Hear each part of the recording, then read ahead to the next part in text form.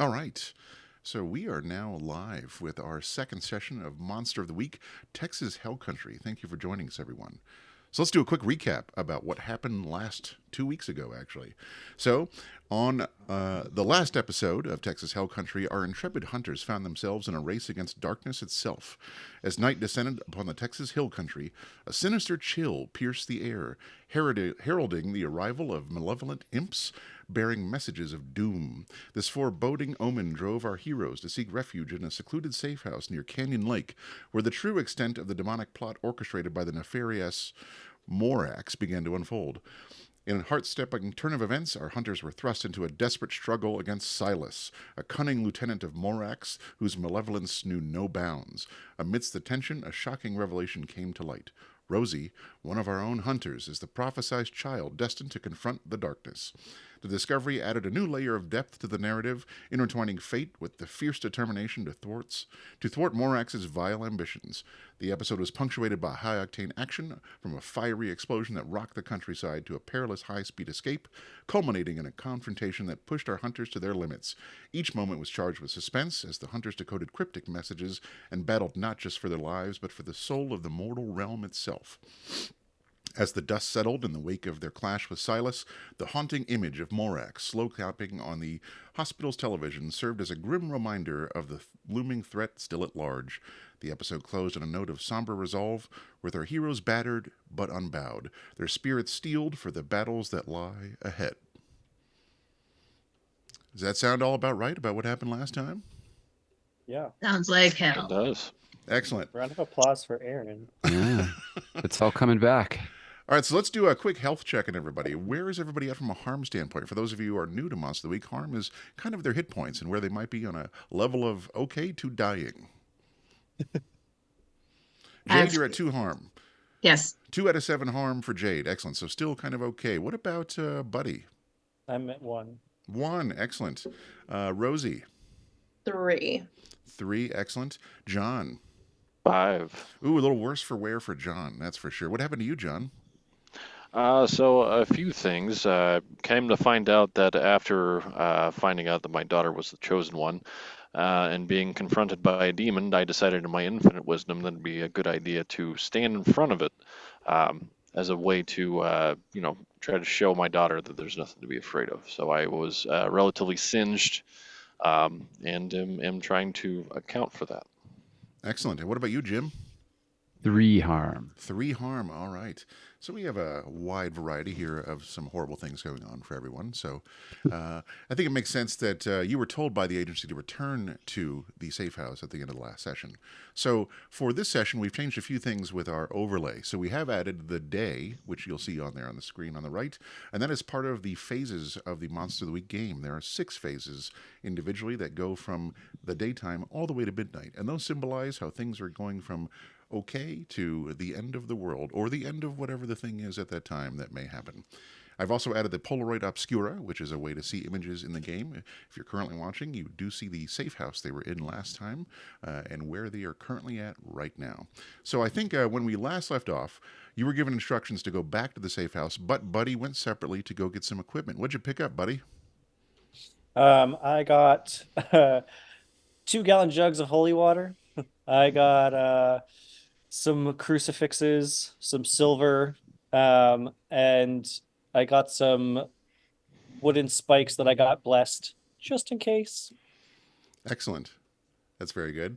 Really, the Catholic one-stop Walmart. Nice. So we have, let's see, I think you're probably back now at the safe house, I would assume, unless you would disagree that you want to go somewhere else. Happy to be back. Excellent.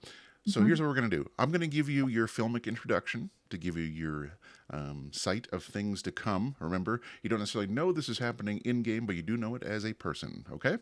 So let's go through it.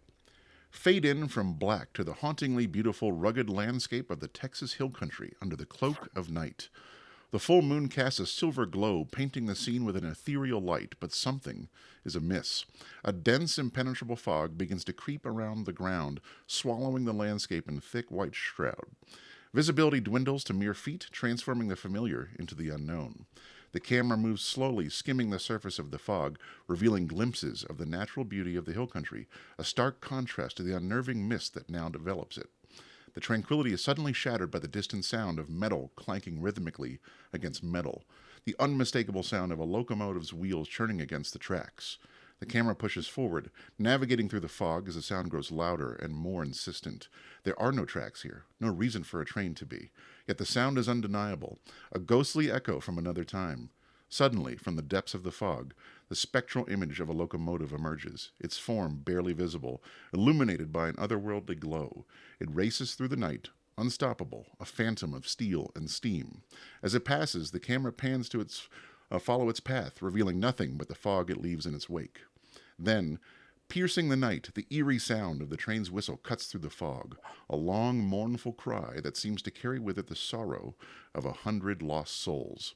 It is a sound that chills to the bone, a prelude to something unimaginable. In the momentary silence that follows, a scream shatters the night, a sound of terror and desperation that echoes through the hills. Cut to black. Ghost So train. it's not the Polar Express. Well, we'll see. I mean, a lot of those, characters, they had a bunch of dead eyes in that animation. So, Let's be honest. This here's the Polar Express. all right. So Nah, the scream ruined that. for I me. know that a couple of you have some moves that you want to use at the beginning of the mystery. But before we get to that, I need to give you the beginning of the mystery. Does that work for you? Mhm. Excellent. So for those of you who are harmed, which I believe is everyone, go ahead and remove one harm from each one of your character sheets because you have now been able to rest a little bit. You've been given meds by the urgent care facility, and you're feeling a bit better. Once you've done that, let me know, and then we'll move on to the next part of the narrative. Excellent. So, as you are down there, you do hear the clatter, clang, and then strange modem noises of the fax machine lighting up as something is coming across. So let me bring that up for you. All right, I'm going to share this with everyone, but then I'm also going to read it out loud to you. It says, Jim, as per our continuous monitoring of paranormal activity across the country, an alarming situation has developed in Llano, Texas that requires immediate attention from our most experienced operatives. Enclosed with this fax is a clipping from the latest edition of the Llano Ledger, detailing a series of unexplained occurrences that have been unsettling the local populace. Reports of a dense, impenetrable mist accompanied by unusually cold temperatures have become the norm in this typically warm region.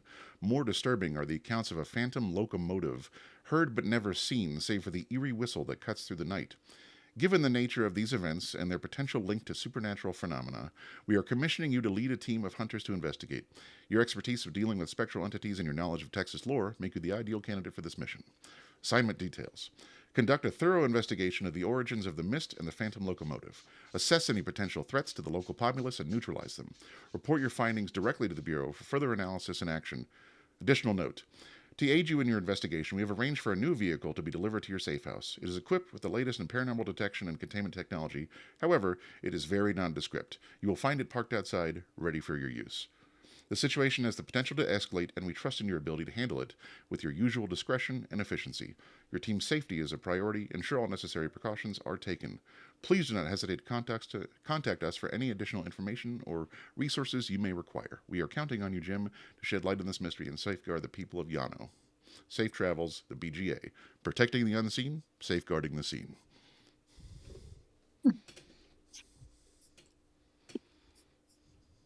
Obviously, I'm going to pass this communique around to the team. Checking in, kind of just looking at people's faces, seeing how they're reacting to the news.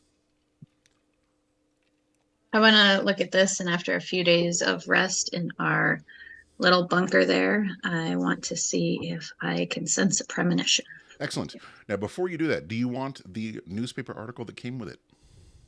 Yes. All right. Let me show you that right now. It says, mysterious mist and chilling air envelop Llano, stirs local concern. Llano, Texas.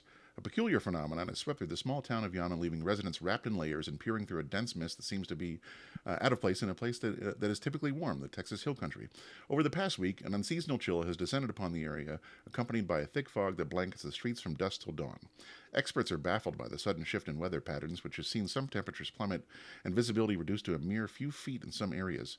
Meteorologists and climate scientists have been unable to pinpoint the cause of this anomaly, with theories ranging from the effects of a global warming to a rare stalled atmospheric vortex. However, no explanation has fully accounted for the intensity and persistence of the mist and the cold. Amidst the scientific debate, local folklore and supernatural theories have taken root among the townspeople. Many residents, upon hearing the unmistakable sound of a locomotive thundering through the night, despite no train tracks running near the affected areas. These claims have reignited old tales of the ghost train of Llano, a spectral locomotive said to race across the hill country, its whistle a harbinger of unexplained phenomenon. Local historian Ezekiel Harper weighed in on the matter. Legend of the Ghost Train isn't new to Llano, but it's been many years since we've heard such widespread reports.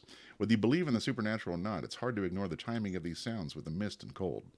Community leaders have called for calm and patience as they coordinate with weather experts and paranormal investigators to shed light on the situation. Meanwhile, the residents of Llano remain on edge, watching the mist roll in each evening with a mix of fascination and apprehension. Huh. So, why don't we give me a premonition there, Jade? Okay.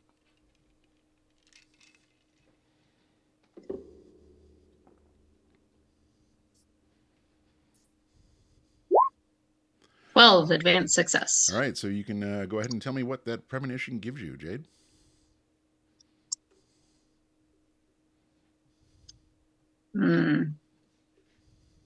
I want to have a sense of like, I want to know who's involved, how isolated this is. The question, And though, is what does your premonition give you as a rule? oh, I see. I was like, you give me the premonition. What am I doing? Correct. I'm going to give you one, but Got it.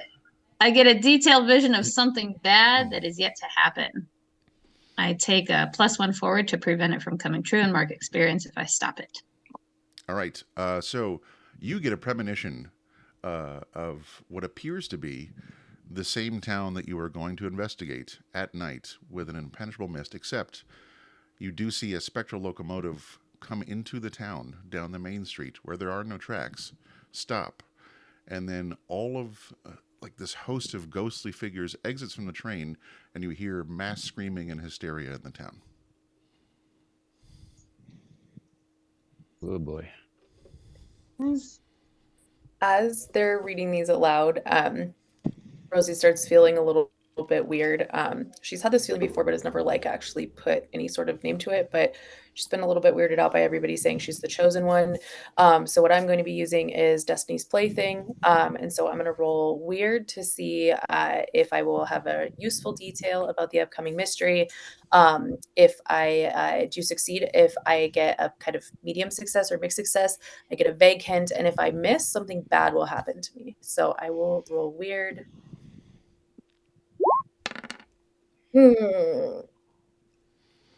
All right, let me see. That has not showed up in the window for everyone else, but let me go. There we go. There's a failure. Well, go ahead and give yourself that experience point there.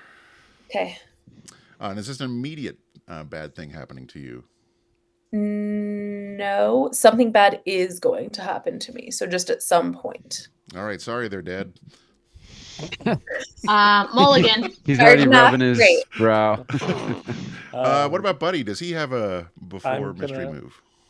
Roll to connect the dots. At the beginning of each mystery, I can look for wider patterns that current events might be a part of. So Excellent. yeah.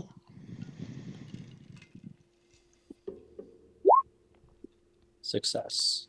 All right, excellent. So I believe you get 3 forwards on this one that you can either use right now or try and hold throughout the mystery. Correct. I'm gonna hold for now.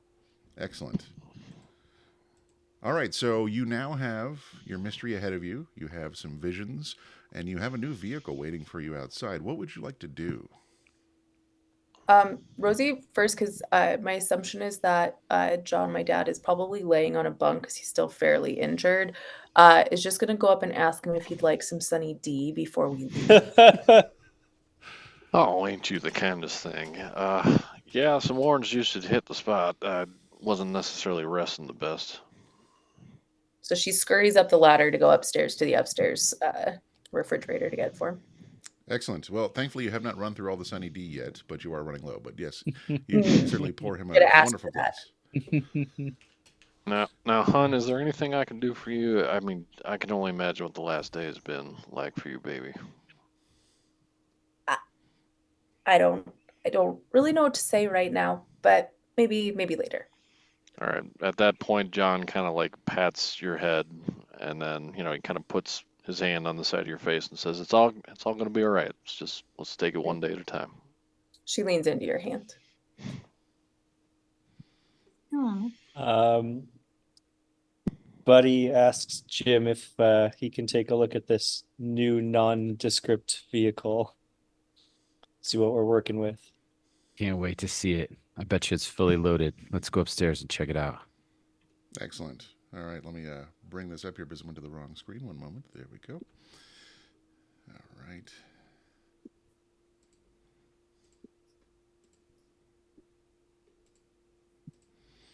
All right, let me change the scene for what the people are saying here.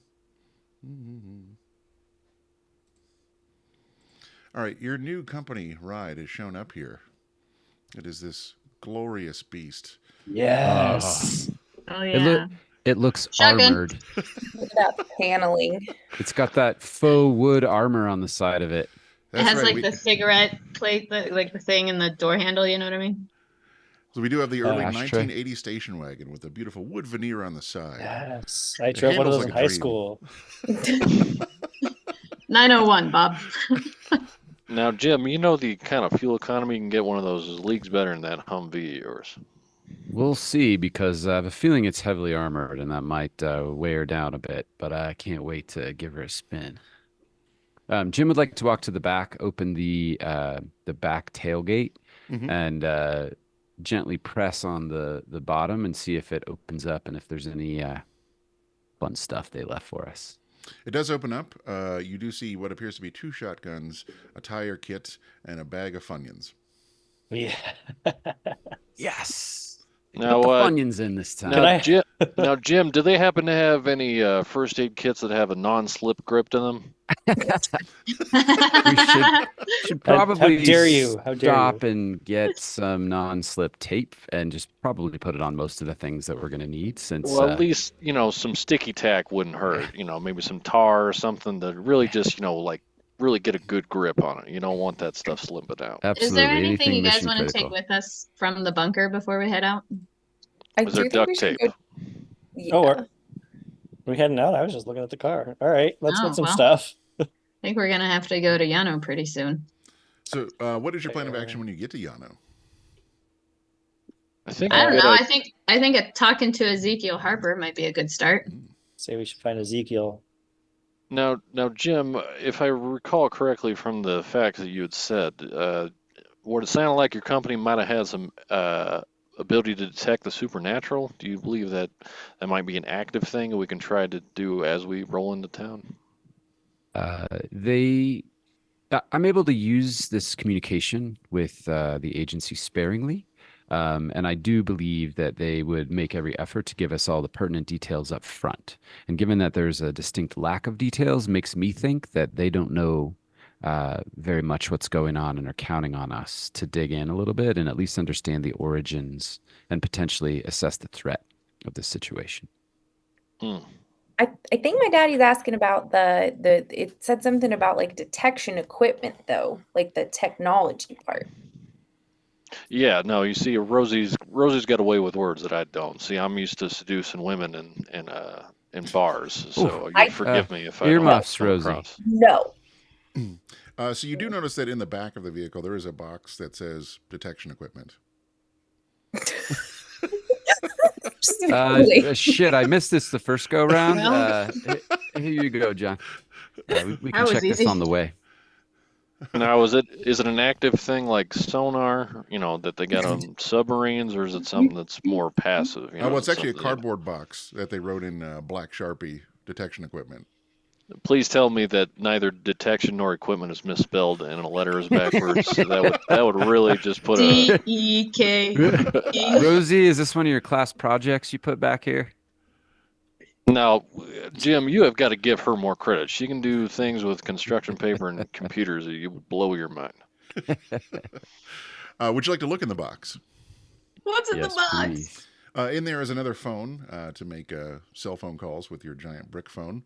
Excellent. There is what appears to be a business card for a paranormal investigator on there that they've given to you who might help with tracking things.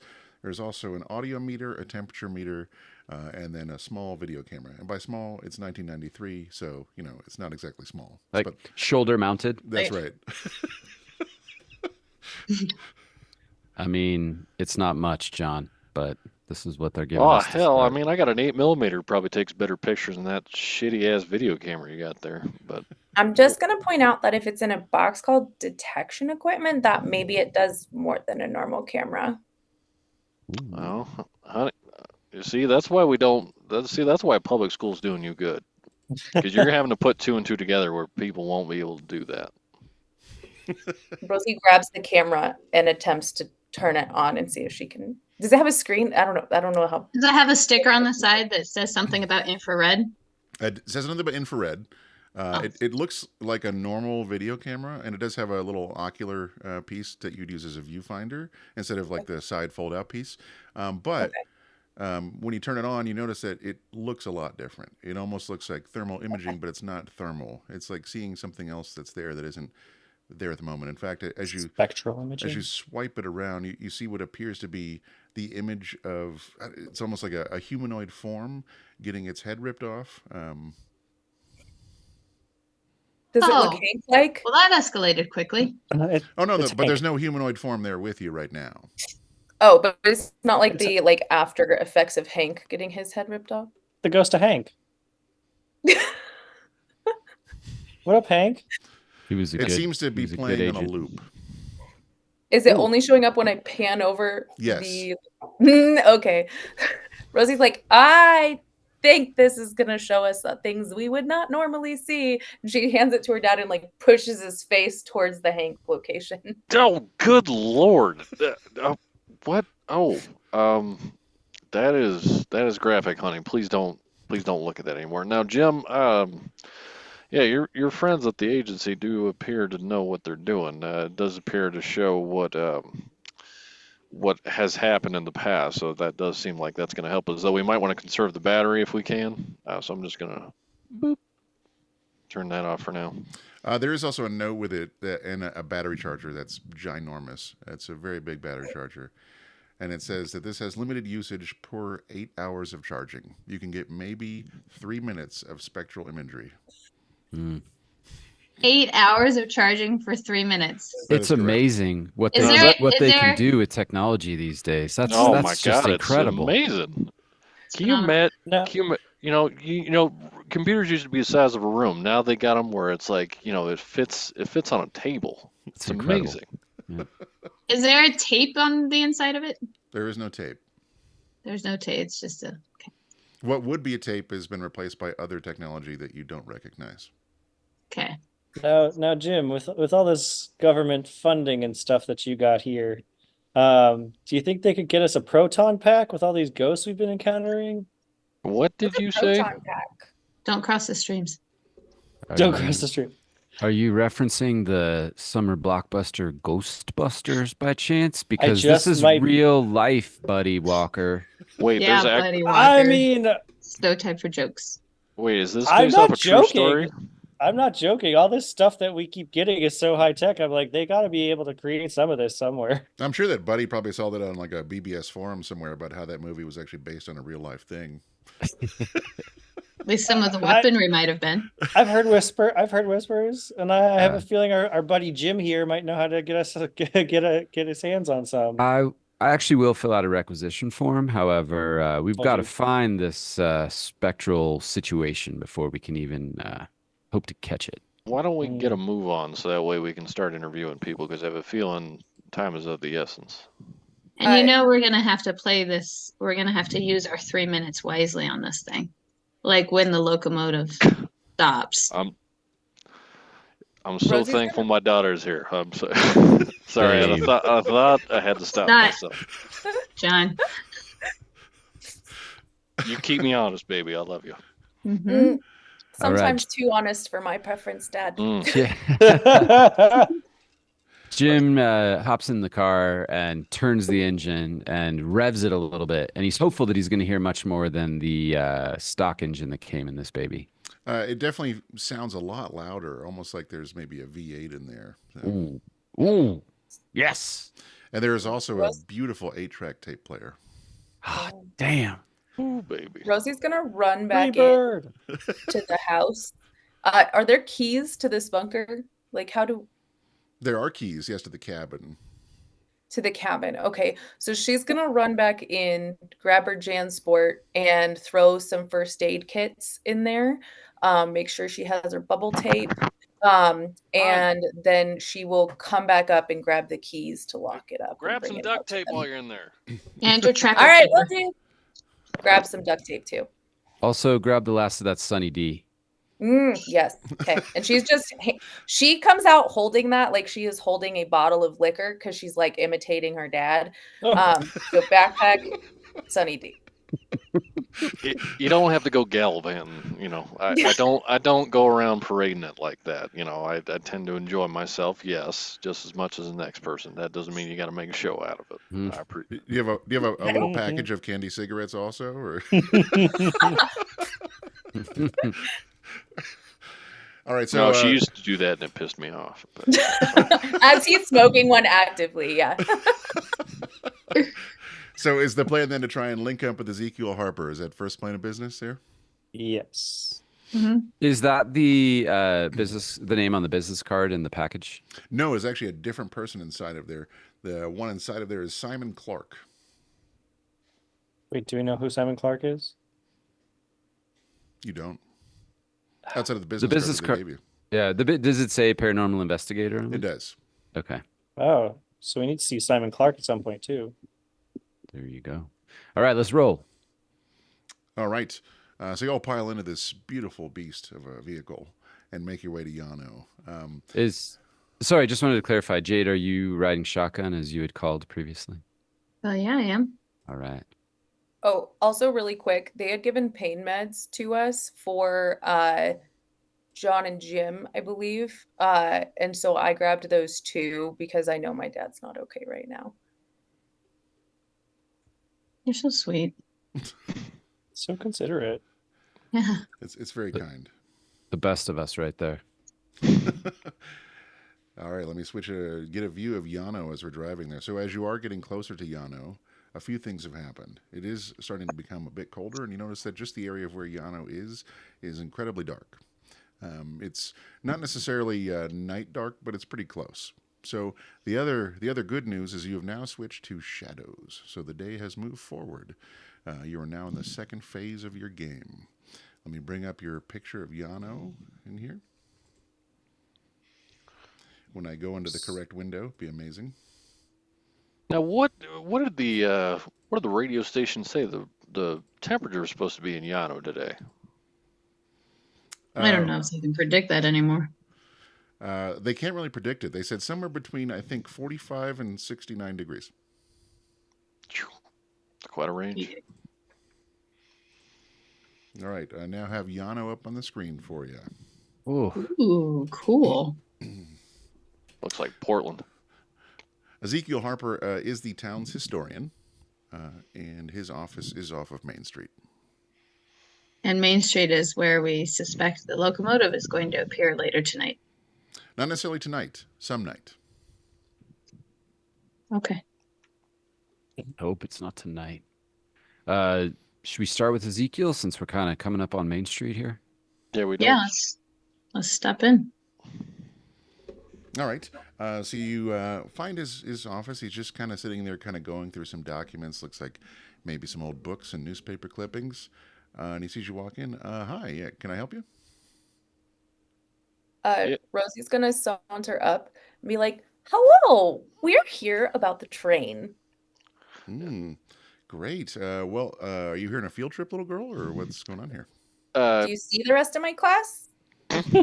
I do. Wow, you're either really advanced or they're really far behind. Both. You'll have to You'll have to appreciate my daughter. She's sharp as a tack, and she appreciates, getting right to the point. Hi, my name is John Young. I am a detective, more closer to a paranormal detective. I'm actually here with my friends here. We're actually a group of supernatural hunters, and we heard you had some goings about with somewhat of a ghost train. Yeah, that is for sure, or at least what people think is a ghost train. We've had that story out here for a long time. All kind of ties back to a train going missing back in the late 19th century. Um, but, it's just one of those things where you never really know it's real or not, but surely seems like something strange going on here. What can you tell us about the train that disappeared? Let me see. I mean, I have some information on it around here somewhere. So, we had this old, I guess you would call him a railroad baron. His name was James Montgomery Harrow, and he was doing what he could to try and essentially connect the east and the west coasts together. And he was very ambitious about doing this. Worked tirelessly, became more of a recluse and angry over time. And then some say maybe even turned to some sort of weird, I don't know, dark magic or influences. Again, I'm a historian. I don't necessarily catalog the occult. But let me see if I can find that news story here for you real fast. You have a lovely office here. Now, do you do history for the whole region or Texas itself? Well, I wish I could say that I have enough bandwidth to do, all of Texas, but I mostly just stick to the Llano area and then the Texas Hill Country. You might actually be able to help us here in the future. I mean, we'll definitely try to solve your problem now, but I have a feeling if you do the Texas Hill Country, we've actually come across a few things that, or at least some names that we'd be willing to run by you. Oh, absolutely. Yeah. Okay, look, it looks like I found that article here. Let me see if I can show you this here. So, it looks like it's from May 15th, 1885. It says, Mysterious Vanishing of the Midnight Express, a locomotive lost to the night. In a bewildering occurrence that has left our community at a loss for words, the Midnight Express, the latest venture by railroad magnate James Montgomery Harrow, has vanished without a trace.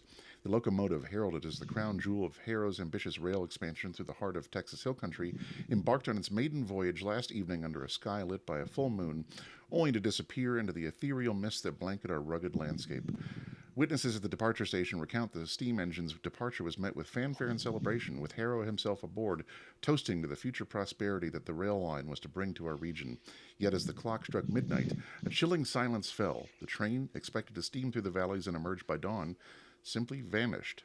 Search parties have scoured the proposed route, yet not a single track, wheel, nor whisper of the Midnight Express has been found. The path cut through the dense hill country brush lies undisturbed, as if the train and its passengers have been erased from existence. Rumors swirl among the townsfolk, with some whispering of Harrow's recent foray into the occult in his desperate bid to conquer the land's wild heart. Others speak of a curse upon the land itself, a guardian spirit not keen on yielding its domain to the iron will of man. Mr. Harrow, a figure both admired and feared for his ruthless pursuit of power, now finds his legacy shrouded in mystery and shadow. What became of the Midnight Express, and how does one explain its complete and utter disappearance? As our community grapples with this enigma, the night's silence is heavier, the mist a bit more sinister. The tale of the Midnight Express is bound to become legend, a haunting reminder of the forces that lie beyond the reach of man's ambition. That is a heavy tale, my friend. Indeed. Really, really strange.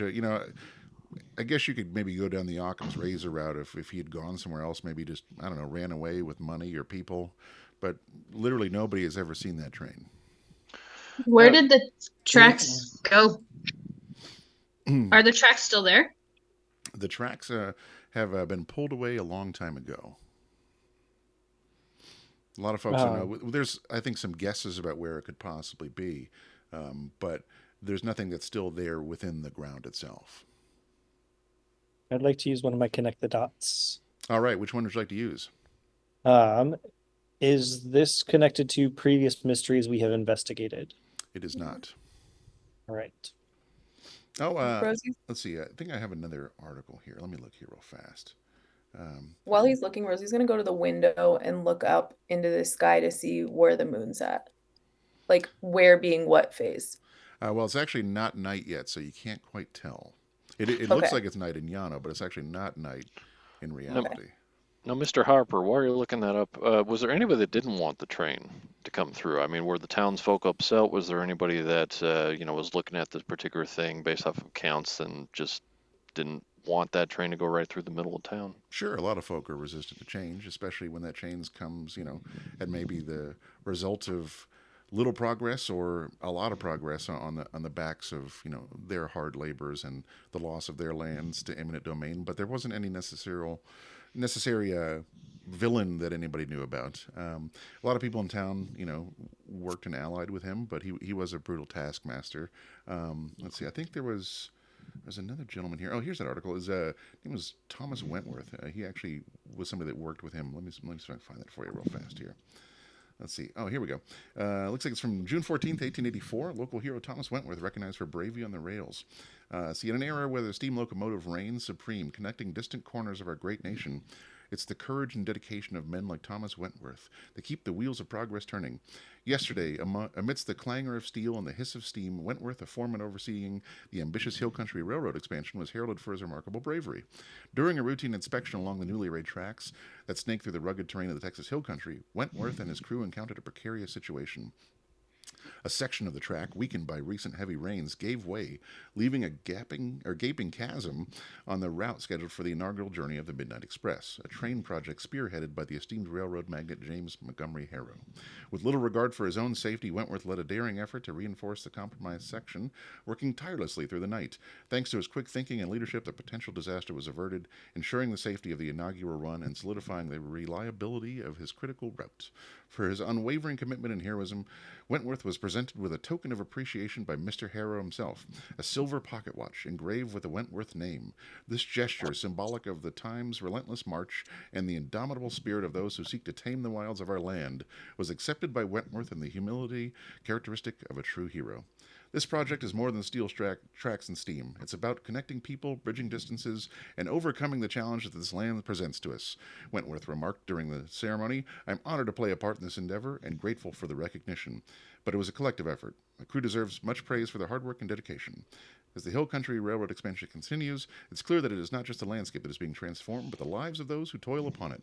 Thomas Wentworth's actions serve as a reminder of the resilience and courage that underpin the spirit of progress. Was this Wentworth guy on that train too? Or is he buried around here? He was on the train too. Okay. How many trains had driven, would you say? How many trains had gone along these tracks before the Midnight Express did? Inaugural means first, Jade. Is the Midnight Express the inaugural train? Yes.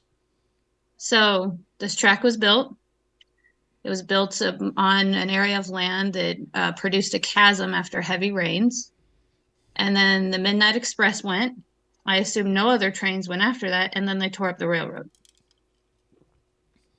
Now, who ran the newspaper back in that time? Was it something that was funded by the town, or was it something that a local magnate would run? Because if Mr. Harrow there wanted to try to paint a pretty picture of his train running when it potentially shouldn't have, and gave Mr. Wentworth a token of his appreciation, it very well could have been a ruse to try to throw away something.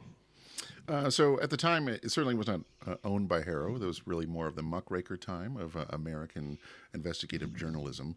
I would say that he probably certainly was a benefactor at some points, but they tried to do the best they could from a community standpoint for the locally owned paper to try and give the most information as they could.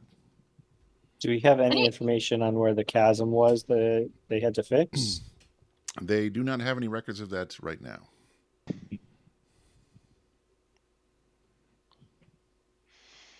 Are there any records of where the train actually used to run? Like any existing records of like where the train used to run? Yeah, I could show you an old map here about where it goes. But again, I mean, there aren't tracks there, so at least you can get an idea of kind of how it ran, throughout the neighboring area. Mm-hmm. Well, you should be able to get a sense of where a chasm could form after rain. That'd be awesome if we could get those from you. If you want me to give you where a chasm would form after a rain? No, the map. The maps, the train maps. Yeah, absolutely. He finds a couple and then copies them on the Xerox and gives them over to you in black and white. Thank you. How many people were aboard the Midnight Express that night, do you know? Close to 100. Is there a ledger that has the names? Yeah, we have that here. Let me see here. He finds it and then Xeroxes and gives it to you. And have there been any other, train-related phenomena in the last 100 years? Not really. I don't really know what might be pulling things together here, but again, it's just one of those things where people occasionally supposedly heard that, and kids going out and or people just hanging out in the countryside at night, and they would hear what they thought was the sound of a train, but we haven't really seen anything like this. Does he have any family still around? Who? The magnate Montgomery guy. Mr. Harrow. Harrow does not, but Wentworth does. His daughter lives here. What's her name? Lila Lila. What's Lila's last name? Wentworth. That was a long time ago. She still has Wentworth. She sure does. That's interesting. Okay. She lives by herself. Fair.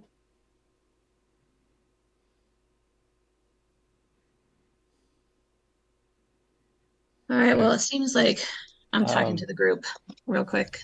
It seems like looking at this railroad map, we need to find where this chasm went, and that should explain where the train went. For whatever reason, that seems like, a train just doesn't disappear without some kind of magic. So Let's check in with Simon Clark first for the instructions, but I think this has been a very enlightening visit. And maybe Lila too. Do we know where Lila lives? Do you know where Lila lives? Yeah, I'll give you her address. And he writes it down on a piece of paper and gives it over to you. Well, look at you buttoning things up. Gosh, you're getting more like me every day. Sir, thank you so much for your time. Sure, yeah. I hope you find out whatever you're looking for out here. This is getting pretty weird. Wait, hey, Jim, also, will you give him your card in case he comes across something else? and maybe we can just swap numbers because we have like a pretty advanced cell phone. She like imitates a brick against her face. Sounds good. Thanks, bestie. All right, so what's our next step? Go talk to Simon. Let's check in. Is there a address in this town for Mr. Clark? Or on Just his just a phone number on the card. All right. Call that bad boy. I'll give him a buzz. Call her up, Jim. Boop, beep, boop. Beep, boop, boop, beep. Now, do you have to be Don't next forget to the a antenna. Nope. yeah? Do you have to be next to a telephone pole to hear anything? He has to be touching one. I just hold one hand up while I talk. Holding one of those rabbit ear antenna thing. The answer is this is Simon, paranormal investigator extraordinaire. Simon, it's Jim from the agency. I was given your card. Oh, excellent. Yeah. How are you? We're doing well, and we're actually in town here. We just stopped Which town by is that? Llano. Llano, Yeah. Oh, I'm here Texas. too. That's strange. I don't actually live here, but I was here trying to see if I could figure out what's going on with this weird train situation. Excellent. Do you think that we may be able to link up in person? I've got a team with me here, and we're quite interested in the details. Sure. Yeah, I'm actually over at the diner right now. If you want to come by. Do they have pie there? Oh, they do have pie. It's quite good. They have this piece of apple pie where it has a little bit of cheddar on top. It's amazing. On the way. How am I gonna find you when I get there? Just look for the guy who's wearing the Hawaiian shirt. I'm the only one in here with that on. Ah, Hey, Jim, excellent. could you ask them if they got shit on a shingle there? I'm starving. Yeah, I don't know if you heard that, but do they have shit on a shingle there by Oh, chance? they certainly do. Hot damn. We'll be there in That 5. is the worst name. I hate that name. It's actually delicious, but the name is so bad. Well, honey, I served you that many times. You just got to get over it. All right, team. Let's head over to the diner for some pie and whatever that slop is that you're gonna have, John. It's biscuits and gravy with meat in it. I don't know. I don't understand why that's a big deal. I had plenty of that in the army. It's a lot. I'm just going All right, to let's- put let's this roll. like a pin in that real fast because the next time we play this in person, I'm going to make that for everyone. So you can enjoy it. Nice. Win. Excellent. You make your way to the diner. Nice, cozy place. You do see in a round booth one man sitting by himself eating 5 different pieces of pie and wearing a Hawaiian shirt. I like them already. Is there room Best for all of friend. us at this booth? Oh, there is, yes. I'll just scoot right up to him. He Is looks there at you and enough says, room are you for 2 Jim? Hawaiian shirts in this town? Indeed, indeed. Oh, he looks at you and says, I love your Hawaiian shirt. That is amazing. You have to tell me who your tailor is because I definitely need some more myself. This is embarrassing. One of us should change. Well, we'll see how it goes, I guess. Please have a seat. Talk to me. What's up? All right. So, Rosie, seems like you've been paying attention. If you wouldn't mind just giving the Cliff Notes version here to Simon of what we know so far from the historian. Well, first of all, Simon, have you talked to the historian? Have I talked to the historian? Yes, I have. Yeah. I actually know him.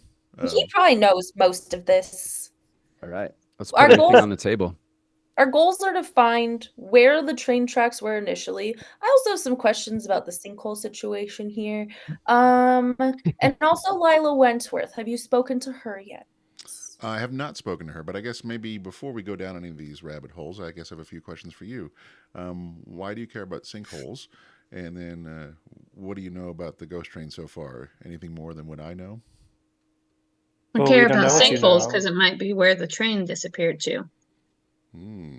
And the train disappearance might explain what's going on around here today. Not sure why the timing is the way it is, but I'm curious. A locomotive just doesn't disappear. Well, I mean, let me stop right there for 1 second. He goes and takes a bite of pie and eats like half of it in one forkful. That looks good. Well, here's kind of what I found so far. And you can stop me if you want to go in a different direction with this. But this guy, Harrow, seemed to really be into the occult. They didn't really talk about the newspaper because he tried to hide it as much as he could. There was a lot of stuff that was going on around him that was whispered by the locals of things maybe either people disappearing or weird shenanigans that happened out at his old estate. His old estate is still there. I have not gone there because it is long abandoned, and if anything is real around the occult or that man, I would be kind of nervous of going there. But I'm sure there's probably something fairly interesting there for those. But wait, aren't you a paranormal investigator? Oh, yes, I am, but that doesn't mean we're all brave. I mean, I've certainly had to change clothes many times on a lot of these investigations. So, you get a little excited and scared, and it's horrible. So I guess beyond that, there's a lot of sinkholes out here for the most part of just how the area is. So that is certainly a possibility. There could be something that maybe it rode into.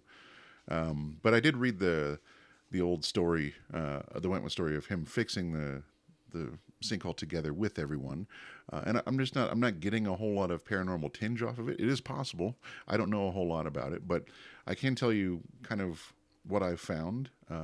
And I'll be honest with you, I don't know if I was like just having like a weird vision or had too much pie, but I saw what looked like Harrow staring like right at me one night while I was sleeping, and he looked really upset. And thankfully, I didn't, soil the bed or anything, but it felt like a warning of some kind.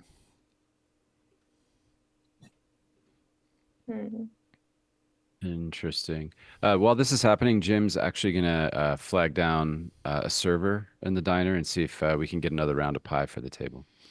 Yeah, coming right back. I'll bring the third round of pie here back to the table. Thank you, thank you. That's too much pie. There's never too much pie, Rosie. Now, Mr. Simon, sorry, forgive me, I forgot your last name. Clark, I believe. Sorry. Mm-hmm. That's correct. Shows my detective work piecing 2 and 2 together. Now, I believe you are correct in the fact that the story that's written in the newspaper doesn't necessarily pass the sniff test as far as a man being able to single-handedly with a group of people fix something at the last minute in order to be able to train to pass through, considering the fact we haven't seen it. Now, the fact that he was given a pocket watch as a memento after the fact seems to be something that tells me that either Mr. Harrow had a disdain for Mr. Wentworth because of something like that, because he did manage to find this issue at the last hands and potentially stop the train from going, or it was something where it was written as kind of a way to write him off. Yeah, I would say so. You know what? Do me a favor, John. Since it sounds like you're going down a good line of questioning, why don't you give me an investigative mystery roll and see if you want to ask me a question or two from that list. You got it. Let's see.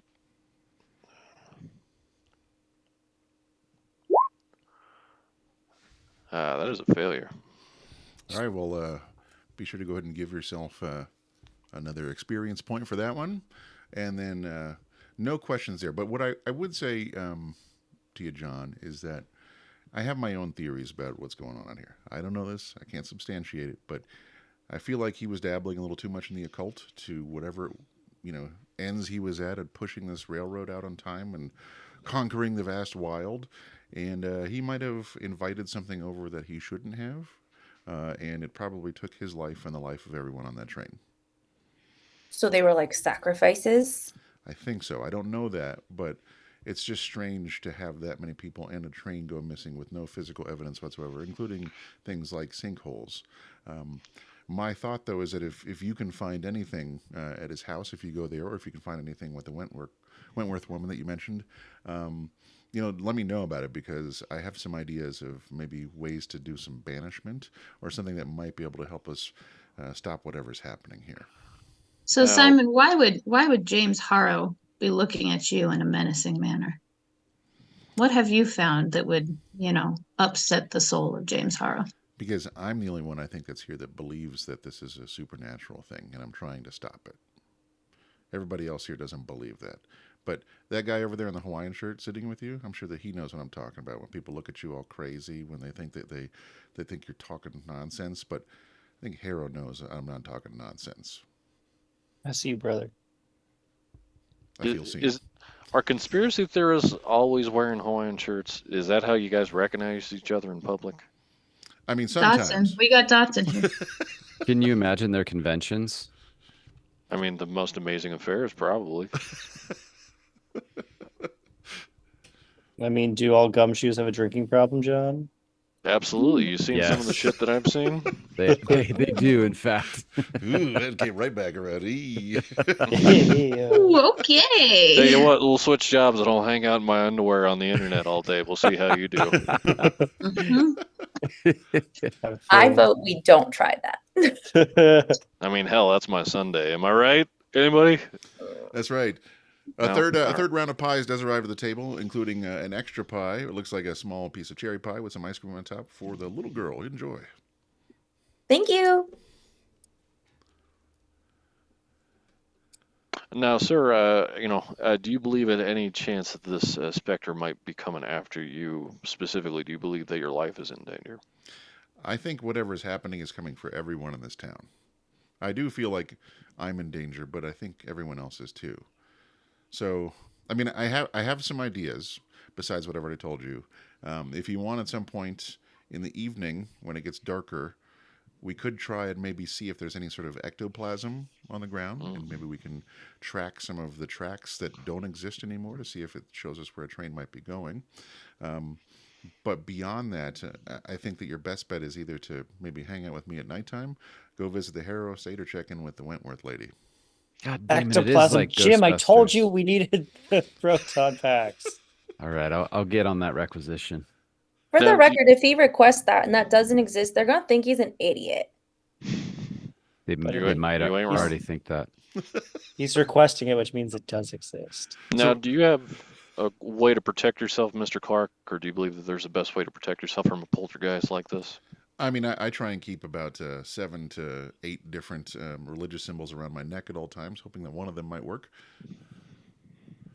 Solid plan. I feel like I got you all covered on the crosses at least. But I'm doing right. what I can to keep my eye on this. In the meantime, I'm also trying to see.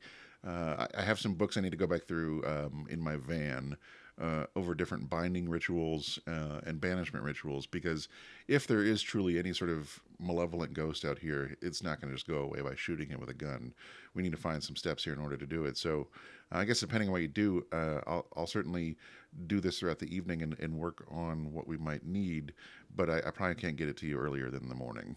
I was going to say, do you happen to have a Xerox machine that you would know around town, just in case we need a copy of it? Yeah, I mean, we can just go back and visit the historian. I know he has a Xerox machine that I've used a few times. All right.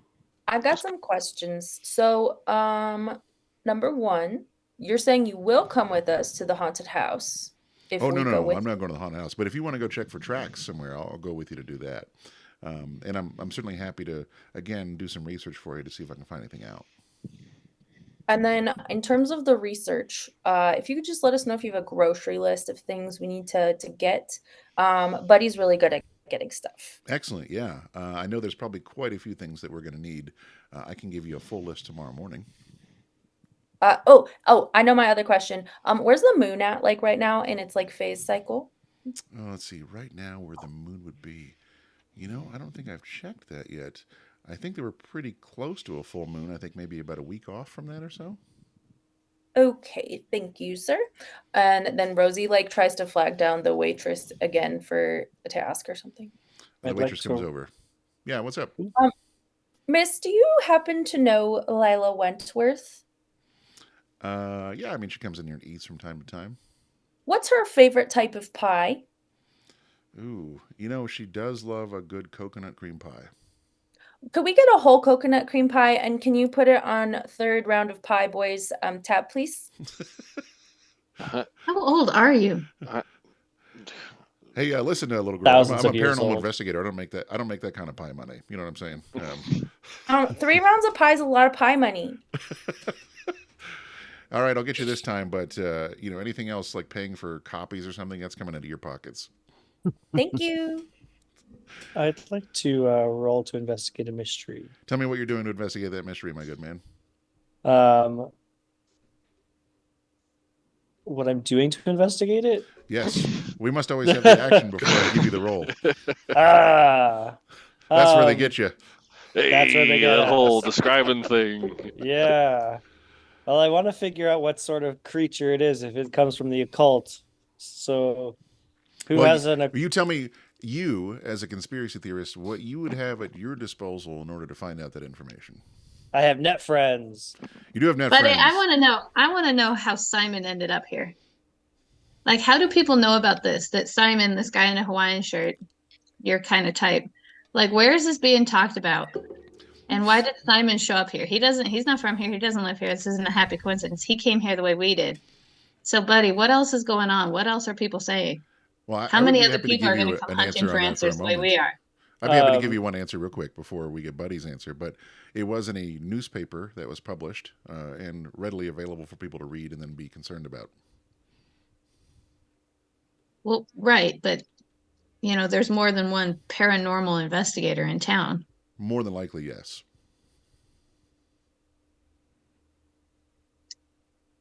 Cool. I mean, are you asking how many paranormal investigators are here in town? I'm asking if there's anything that Buddy knows about that Simon also knows about, some connection they've heard, or if they just read this and thought, oh, this sounds cool and have come here. Is there anybody else who's been tasked to come here? Is this likely to draw? Is this a hobby for other people? Like, I Well, mean, Simon seems to be a hobbyist in this. Well, here's what I would say, because I know that Buddy is getting into the shoes of a paranormal investigator and a conspiracy theorist as he plays. But normally, paranormal investigators are freelance employees that come into town to try and make money off of an event that they could sell their story or their services to somebody in town. So they are more likely coming here to ply their trade and also get people to believe in whatever it is they believe in. to make that pie money. Exactly right. Also, do you see us?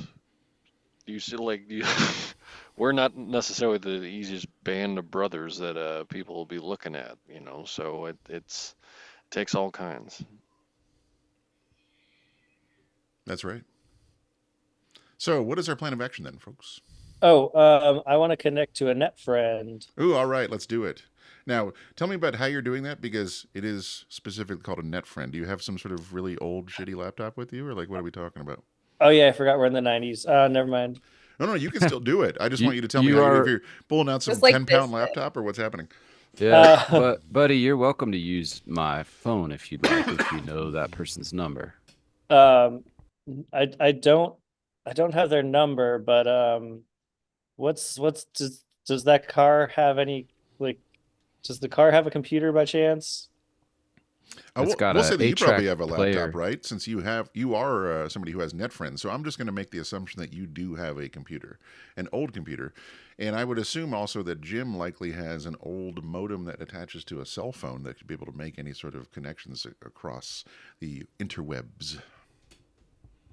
Well, if we can hook that up, if we can MacGyver that, then All right. I'm The only ready to issue go. you are going to run into, maybe depending on what you're about to ask me, is that responses are not always instantaneous in this time. That is all right. Excellent. Go for it. So I have to roll. So I know a lot of people on the internet, when you contact a net friend to help you, roll a plus charm on a 10 plus. They're available and helpful. They can fix something, break a code, hack a computer, or get you some special information. On a 7 to 9, they are prepared to help, but either going to take some time or you'll have to do part of it yourself. On a miss, you'll burn some bridges. Excellent. All right. Oh, burn the bridge. Cool. All right. There's something that you said maybe inappropriately about his Hawaiian shirt or something to your net friend. Not very happy about it. Not happy at all. When the to-go coconut cream pie comes, Rosie looks at her dad and is like, let's go see Lila. Yeah. Sorry that was a dead end, y'all. Kind of fucked that one up. Gotta watch my mouth from now on. Yeah, so first and foremost, F word, we're around children, please. And secondly, I mean, I don't know, y'all and your internets, I don't know, I don't think that's ever going to take off, so I think you need to be real careful with it. All right, John, you talked about eating shit earlier around your daughter, so I think it's all right. Excuse me, it's shit on a shingle, and I've been telling her that since she was 7. Plus, she's my daughter, so if I slip a curse word, that's on me, not on you. Mm-hmm. It is actually the name of the dish. I'll give you that, John. And I don't have a feeling you go to confessional, do you, buddy? Me? Yeah. Now, if I slip in the back door of a Sizzler, I'll let you know that I definitely let me and the man upstairs know about everything that took place there. Now, Did you let him know about slipping into the back door of the Sizzler? Absolutely. I got to tell him somehow. And it was more than once, I'll tell you that much. Rosie has no idea what's happening. Good. That's all right, hon. We're just talking men. Now, is there anything else you'd like to tell me what I can and can't do there, buddy? I believe I was the one being told what I could or could not do. I was just saying mind your F's and S's. That's all I was saying. Gentlemen, why don't you continue this conversation on the way to the car? I just have one more question for Mr. Clark here. Absolutely.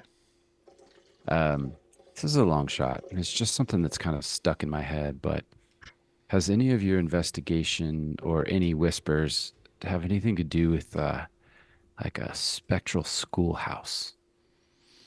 I have looked into that before, and I have heard about got this that. damn image in my head.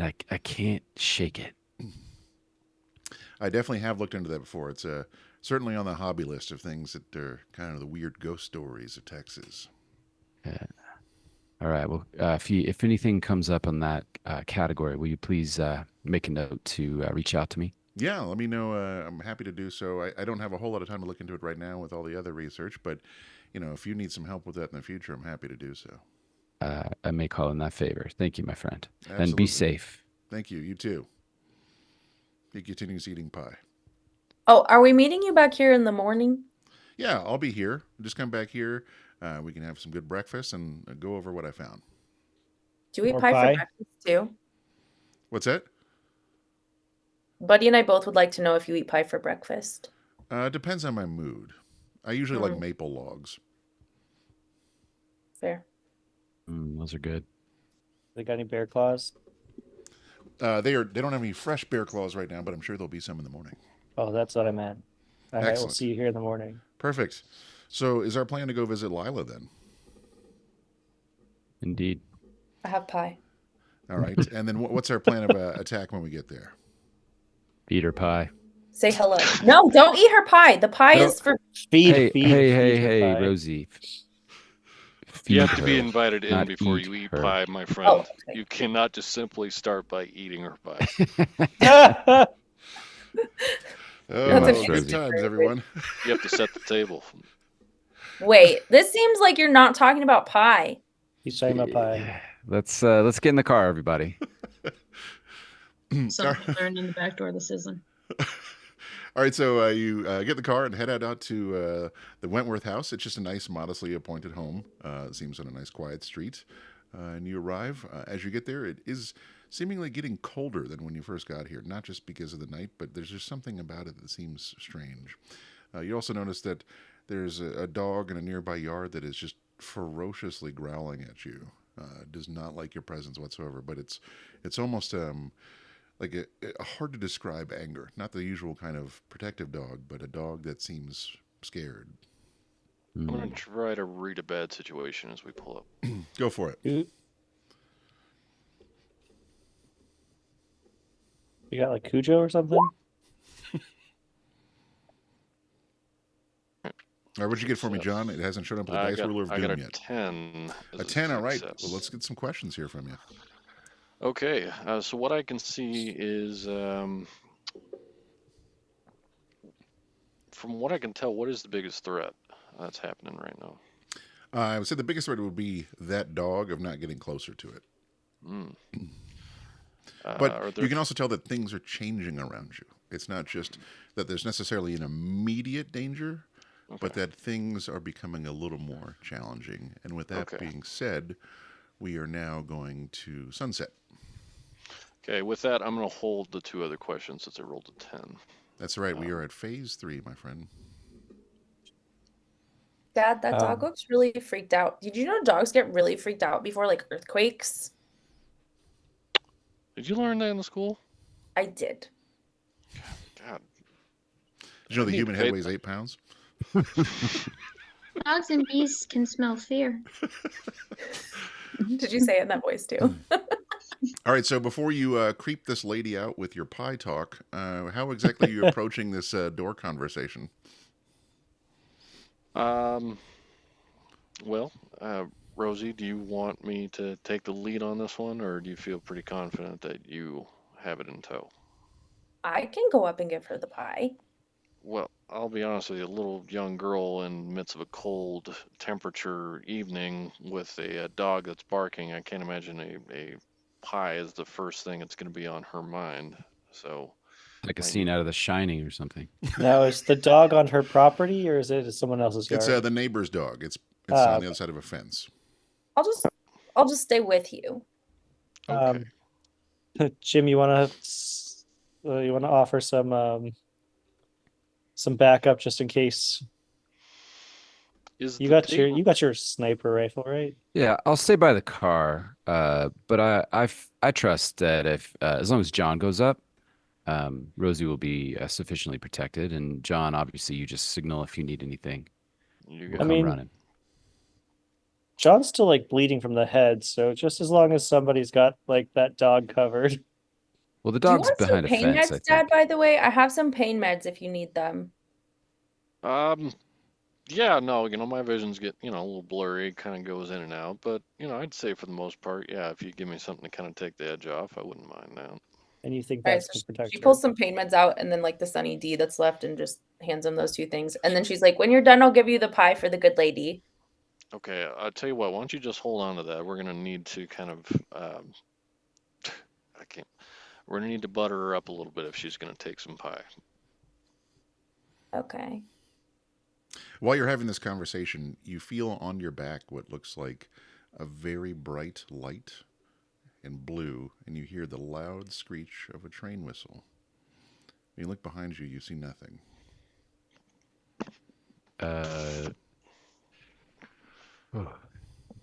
Where's the camera? Get the camera. Jim, where's the camera? Jim digs it out of the back seat. Are we wanting to turn this on right now? Yes. Just for like a second, not for very long. Okay. Jim will look through the viewfinder and hit the on button. As you hit the on button, you see what appears to be somebody in period clothing from the 1800s standing there, not moving, looking directly at you, almost as if they're looking in your eyes, and they just don't move. They're holding your gaze.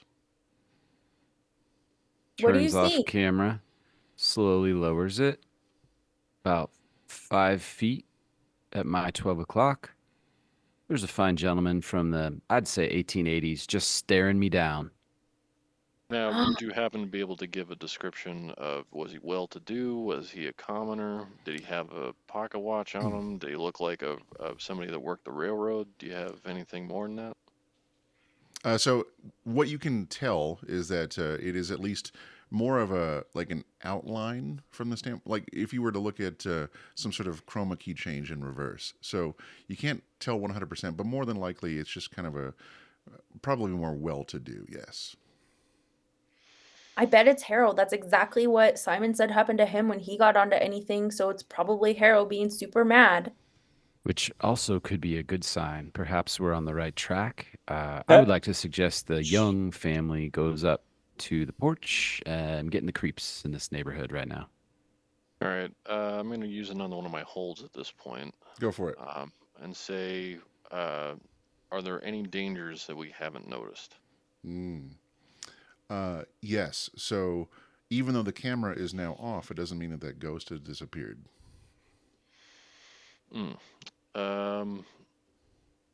What is the best way to protect the victims? The best way to protect anyone would be probably to do what you can to either leave the area or get into a safer space. Okay. So as of right now, it seems like the best thing for us to do is to get back in the car. This ghost is still around us, and so we're not going to be able to really get much out of Mrs. Wentworth if we're still trying to be scared of a ghost, and that pie is not going to appease that ghost's appetite one way or the other. But wouldn't the ghost just show up later? It doesn't matter. We need to get in the car now, otherwise something is going to happen. Do we know if Thomas Wentworth lived in this house? This is an old house, so more than likely it's an old Victorian house. Either that or we can try to just burst down the door and just bear witness to the consequences. But either we are in or we are in the car. You do Let's also just go notice knock on the door. the actual window that is curtained on the front door. It starts to frost over, and then you hear like the sound of what sounds like a finger scraping across cold glass, and it says, "Leave or die." Rosie leaning jumps back in the towards- car. I'm leaning towards leave. She's in the car. Center back seat. Okay. Jim's in, turns the car on. So as you get into the car, all that commotion, because it was heard that there was this whistle right outside. So the occupant of the house comes outside, and as she does so, you see like what appears to be 3 claw marks across her chest, and she starts bleeding. Ooh. Oh shit. I'm gonna try to take. Oh fuck. Dude, no, Dad, get Can back we in get the her in car. the car? We can Can just no. She's gone. She is the goner. Somebody's gotta get her. Can I? We Can need I to get roll in to? the car now. Can I roll to Can I- help out? Can I try to use magic to heal harm from an injury? Yes, let's resolve There's 2 still a situations here. ghost. All right, so first, Buddy, tell me how you were trying to help out, and yes, you can roll for it. To get her into the car with us, so that maybe Jade can use her magic. Okay, so go ahead and roll to do that. And also tell me what you're going to say to her, so you're not just like some random dude in a Hawaiian shirt kidnapping a lady. Just gonna Billy Club her and throw her. You're bleeding out your chest. Let us take you to the hospital.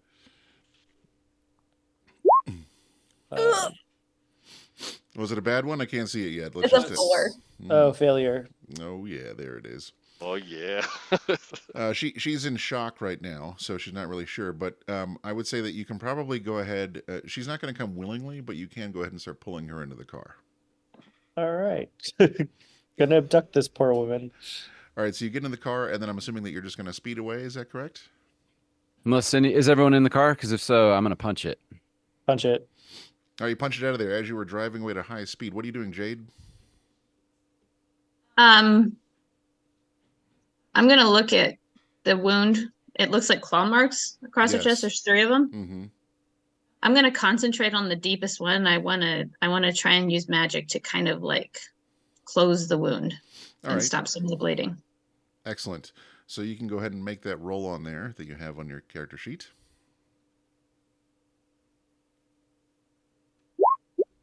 Success.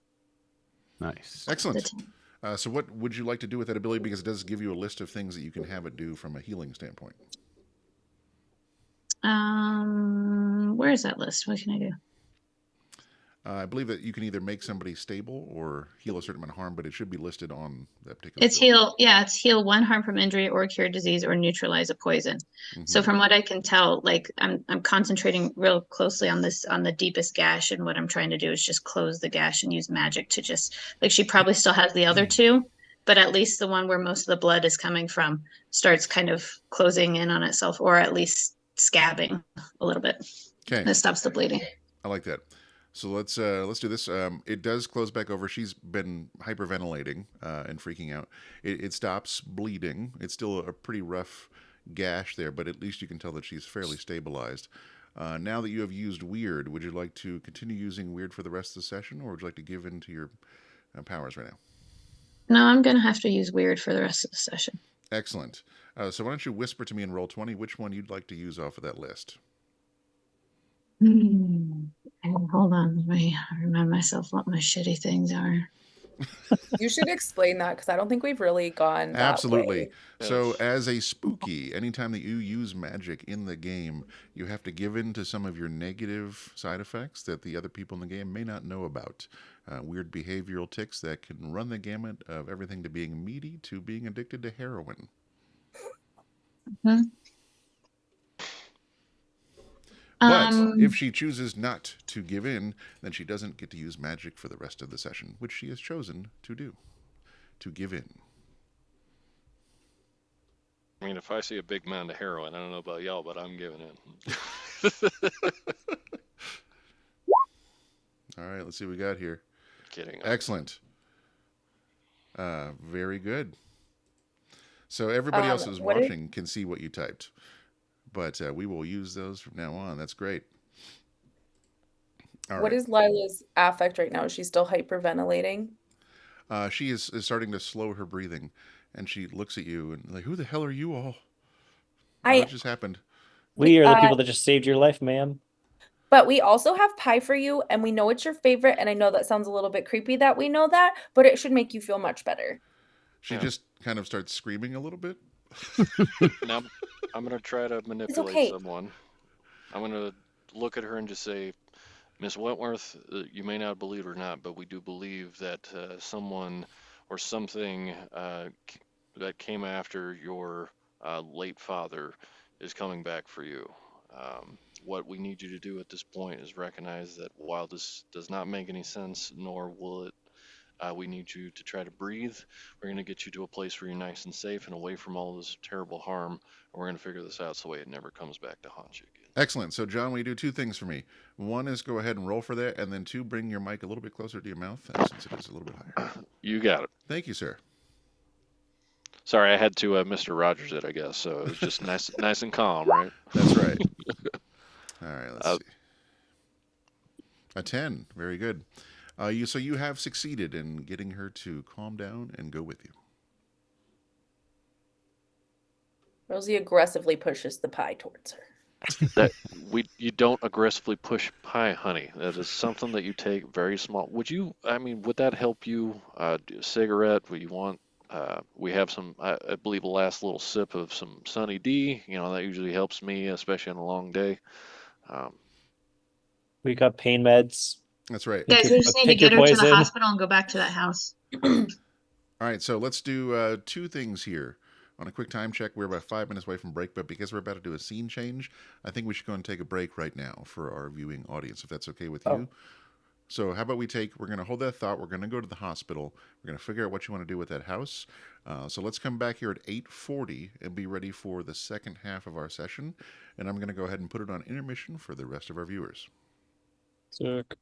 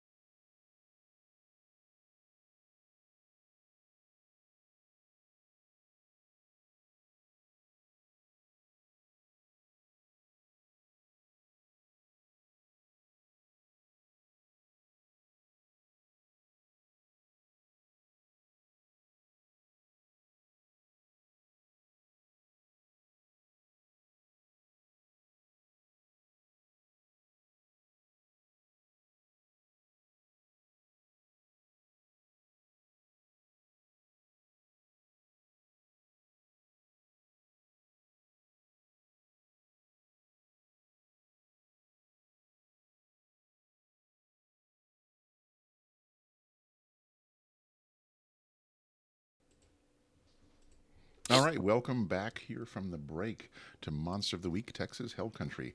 I did want to do just a quick point of clarification for those of you who have never played this game before. The way you get experience points in this, unlike Dungeons & Dragons or other tabletop role-playing systems, is that you actually get experience points when you fail. So I guess it's kind of a bittersweet thing to absolutely screw something up, but at the same time, you become a little stronger. Kind of like real life. Pretty fun. All right, so let's go to where we were. We were going towards the hospital. Now, are we going to go ahead and say that we're already at the hospital, or do you want to have a car conversation before you get there? I have one question for her, as I've just healed her and closed her wound a little bit. I just want to look at Lila and I want to say, where's the silver pocket watch? How do you know about that? It's in a news article. Like from when? The 1800s? Well, yeah. It's at my house right now. It's just one of those things that got handed down through the generations, and there was always like a little whisper around it and whether or not it might be cursed. I knew it. I knew it was the pocket watch. Where in your house is it? Are you going to go break into my house right now? No, I'm going to ask you nicely if I may have the watch, and she's going to manipulate someone. Excellent. We got to destroy the Horcrux. Oh! Well, I'm sorry, little girl, but I'm currently bleeding out. Maybe when I go to the hospital, we can talk about you taking things out of my house. I do want to just kind of tell Rosie that the woman walked out of the door bleeding, and there was no indication that she actually closed the door behind her. Yeah, but the problem is there's an entire house, and we don't have a whole lot of time. It is better to listen to this woman and give her her good graces, because we did save her, but at the same point in time, she is still a person. We have to respect that she has her own things. Let me ask you a question then, Jade. Well, actually, I don't know your name. Let me ask you a question then, random lady. By the way, my name's Jade. Excellent. Why do you care about this watch, and why do you want it? It's a tangible object that connects what's happening now to what happened then. And what are you going to do with it? I don't know yet. Are you trying to stop whatever's going on here? God, yes, I am. Wouldn't you want me to? Seeing as you saved my life, and you're taking me to the hospital right now, I'm going to give you a spare key in case the door is closed. It's in my credenza. It's in a little wooden box on the top of it. You're welcome to take it. Thank you. Layla, here's a little bit of pie Lila, to help. by the way, but I appreciate Jesus Christ, buddy. You know what? Sorry. I'm sorry. You know what? I'm on your ass all the time. You do incredible work. Sounds like. Anyway,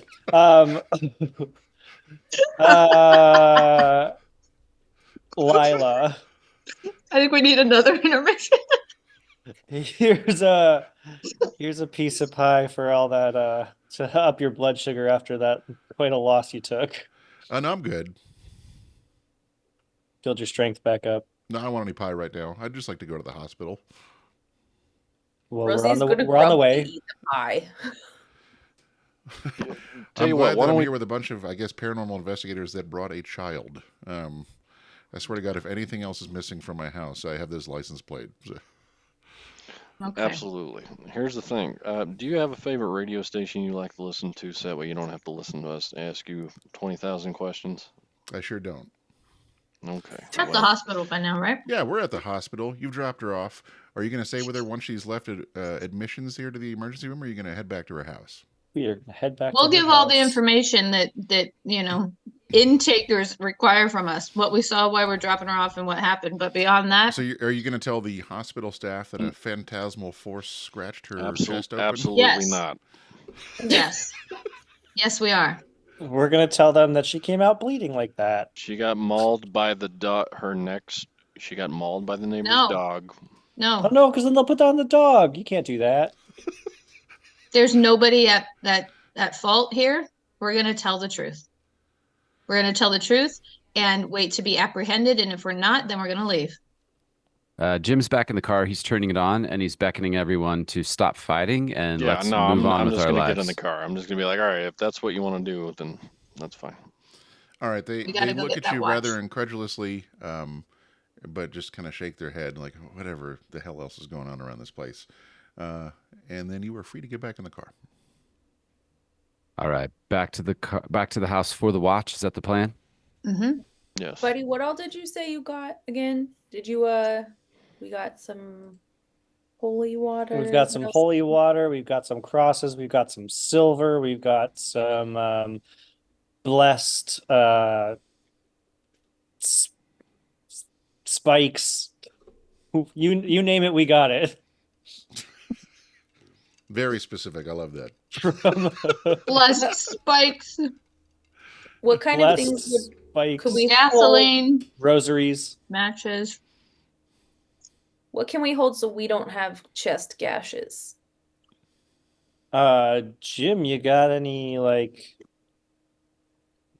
vests there?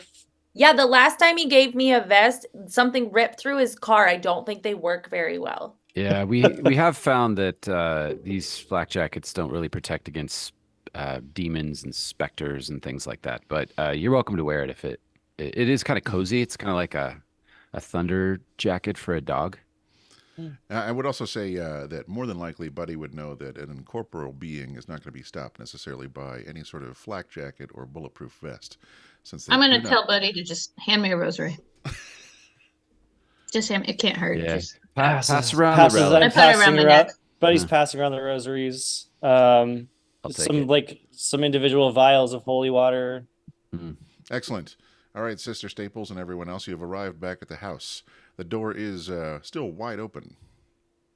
You see a Let's little bit go. of smattering of blood on the porch. Is there any train sound? I'm assuming it's still cold. There's still fog, but it's quiet. It is quiet. Should Nothing we is break out that currently- camera to make sure that nothing's going to attack us? Why don't you all go? I'll keep the camera on standby, and I'll alert you if anything menacing is happening. But let's try to make this as few seconds as possible. Hey, I want to go in the house, and I'm looking around, and it's an old Victorian house, and I go upstairs, presumably to where the bedroom is, to find the credenza in a wooden box up there. Yes, it's a house. Do that I is- have any trouble finding the silver pocket watch? No, it is not a cluttered house. It's pretty easy to find exactly where she said it would be. Okay. I go in there, I find it, I pick it up, I look at it. It's got Wentworth's name on it. Not Wentworth's. Harrow. Is there any message? I thought well, I had the anything- Wentworth name on it. It actually has No, the he Harrow just said name on it. He just said he gave him a Engraved with the pocket watch. Wentworth He didn't name. That's say. in the news article. Does it say anything else on it? Is there any other engravings? It was given by Harrow, Mhm. but it was That is engraved correct, with the yes. Wentworth. So, yes, it was engraved with the Wentworth name. I apologize. As crossing names here. But that is correct. Okay. So I see that. I want to do something with the watch. I'm trying to like Get back in the car with it, go where? away from here. I want to go to where the chasm was. I want to use magic there. I want to figure that out. Can we find the map? Where was the map where the rail line went? We have a What part of zero. this terrain would be so disturbed by heavy rain that it would cause a chasm that would warrant the award of this watch for fixing? So I would say one quick thing here regarding the hill country in central Texas is that there are a lot of calderas out here, and there are a lot of areas where there are just empty chasms waiting to be found or stumbled upon. So it wouldn't necessarily be uncommon for one to be out here. Right, but the one where the rail happened to go through. Correct. Yes, and they didn't actually mark that on the map. Jade, when you had sometimes I know you like see things. Did you see anything about this situation this time? About this situation right now, this watch? Just like in general, like where things were going to happen, because we should probably stay close to wherever that is. Mm. Because like last time, you thought that Hank was gonna have something bad happen to him, and it happened exactly where you saw it. I Yeah, mean, don't, like- yeah, there's a locomotive that's going to run through Main Street. You seem to have some premonitions. Nothing yet. a locomotive's going to run through Main Street, and So nobody's maybe- going to see it, but everybody's going to hear it. So, Shoot Jim, you, I'm going motherfucker. to say a quick thing here real fast, if I may, Yep. while you're outside. Is that, first of all, everybody, we're now at dusk. Second of all, you notice you don't need the camera right now. You actually see what appears to be several just people dressed in period clothing from the 1800s just kind of walking around on the street at night. Spectral figures. Do they seem interested in me or in this house particularly, or are They they look just like sort they're of just milling wandering about? around aimlessly, not necessarily looking for you or the house. I'm going to just yell this over my shoulder so hopefully the folks inside can hear that we've got some, we got some folks from the 1800s milling about. I want to find Harrow. And also, as you do this, the one that's closest to you just kind of disappears. Jim, you need to get on the phone with Simon, figure out what he's done as far as the banishing thing. I'm pretty sure we got the object. We just need to know where we need to take it. On it. Boop, beep, boop, boop, boop, beep, boop, boop, beep. All right, let's see. Let's bring this up here real fast. So he answers the phone. Yeah, this is Simon. Hey, Simon, we have this watch in our possession now from one of the articles. We think it's related to the situation. We've also got some spectral, possibly train passengers. Wondering if you have any information on any sort of banishment options that we may have available to us. Okay, yeah, I've looked at a few things here. I guess I maybe have some good news and some bad news on what we have here. Okay. So this watch, where did this watch come from? Who did it belong to? This was Lila Wentworth's watch that she got from her father. That was Oh, mentioned in that article. Where did he get it from? He got it from Mr. Harrow himself, Ooh, okay. at least according to the article. The article made it all sound rosy, but we have a hypothesis that something may be funky with this watch. Okay, I have an idea here. Of course, something's funky with that watch. Jade, Not step right now, back Jade. for a moment. Not right now. Have you seen any sort of increased supernatural activity since finding this watch? Absolutely. Is anyone Very tried much an stepping on increase. it? You want to tell me what that is? Sure. There's lots of specters of, looks like 19th century train goers. Oh no, sounds like we're running out of time. Yes, I agree. Okay, Speaking of time, how about this watch? There's something with the watch. okay, so I have some thoughts. So we definitely need that watch. I think it's tied to Harrow somehow, but we need to find something else of Harrow's, something that's more personal to him. I don't know if maybe I don't know, like maybe a journal or something. I don't know, something weird around that. It might require if there's anything in the archives, but I don't know if they're going to be open right now, or maybe his estate. But there's got to be something. We're going to need a piece of the original locomotive somehow, a bolt headlamp shard. I don't know if they have anything like that on display at a museum or maybe even at his house. The missing locomotive. You want a piece of the missing locomotive? Well, yes, they always Copy. say You can get a pieces of piece of these the missing things. locomotive. Jade, Jade, just- please stop yelling into the phone. I'll keep you posted on these things. I'm gonna cram it's- pie in your face. Yeah, I'll talk to the team, but my theory is, and I'll say this out loud for everyone to hear, is that we go to the mansion and see if we can acquire said missing object. What do we think about I that, think that's team? a good idea. He overhears this. There is one more thing that you need. I don't know what this means. I'm still working out what else the rest of the ritual needs to be, but you need some sort of 4 natural elements, I think, that represent the land, air, fire, and water of the Texas Hill Country. Okay, Captain Planet, but can we please just go? Let's go. For those of you who are wondering about Jade's extreme change here real fast, I just want to say that's part of her using magic. So,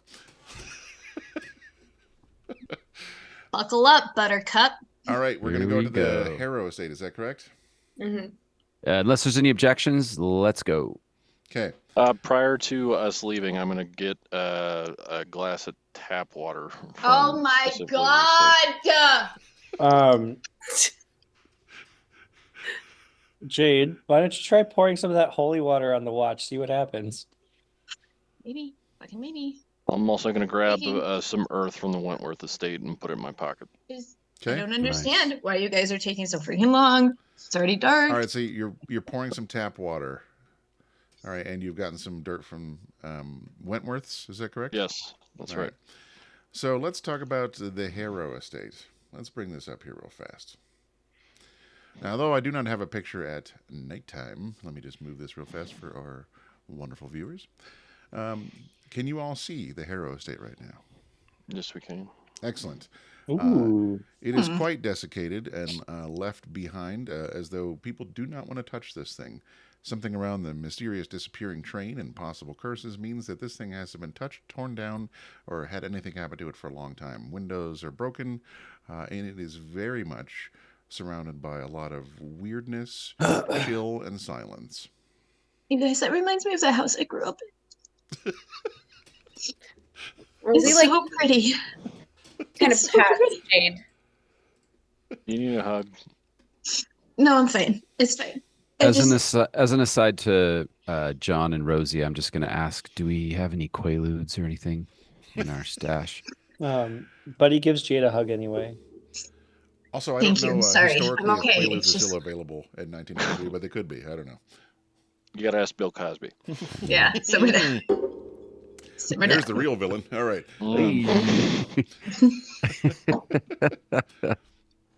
Well, you say. Okay.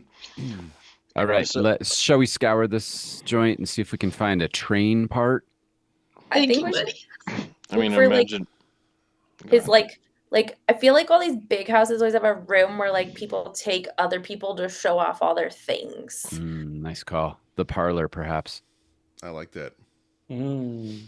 So you do find what you would normally think of as a parlor, except it's much more different, and it's covered in dust. There's a lot of things have been removed, either through time or through just people coming and maybe going in there.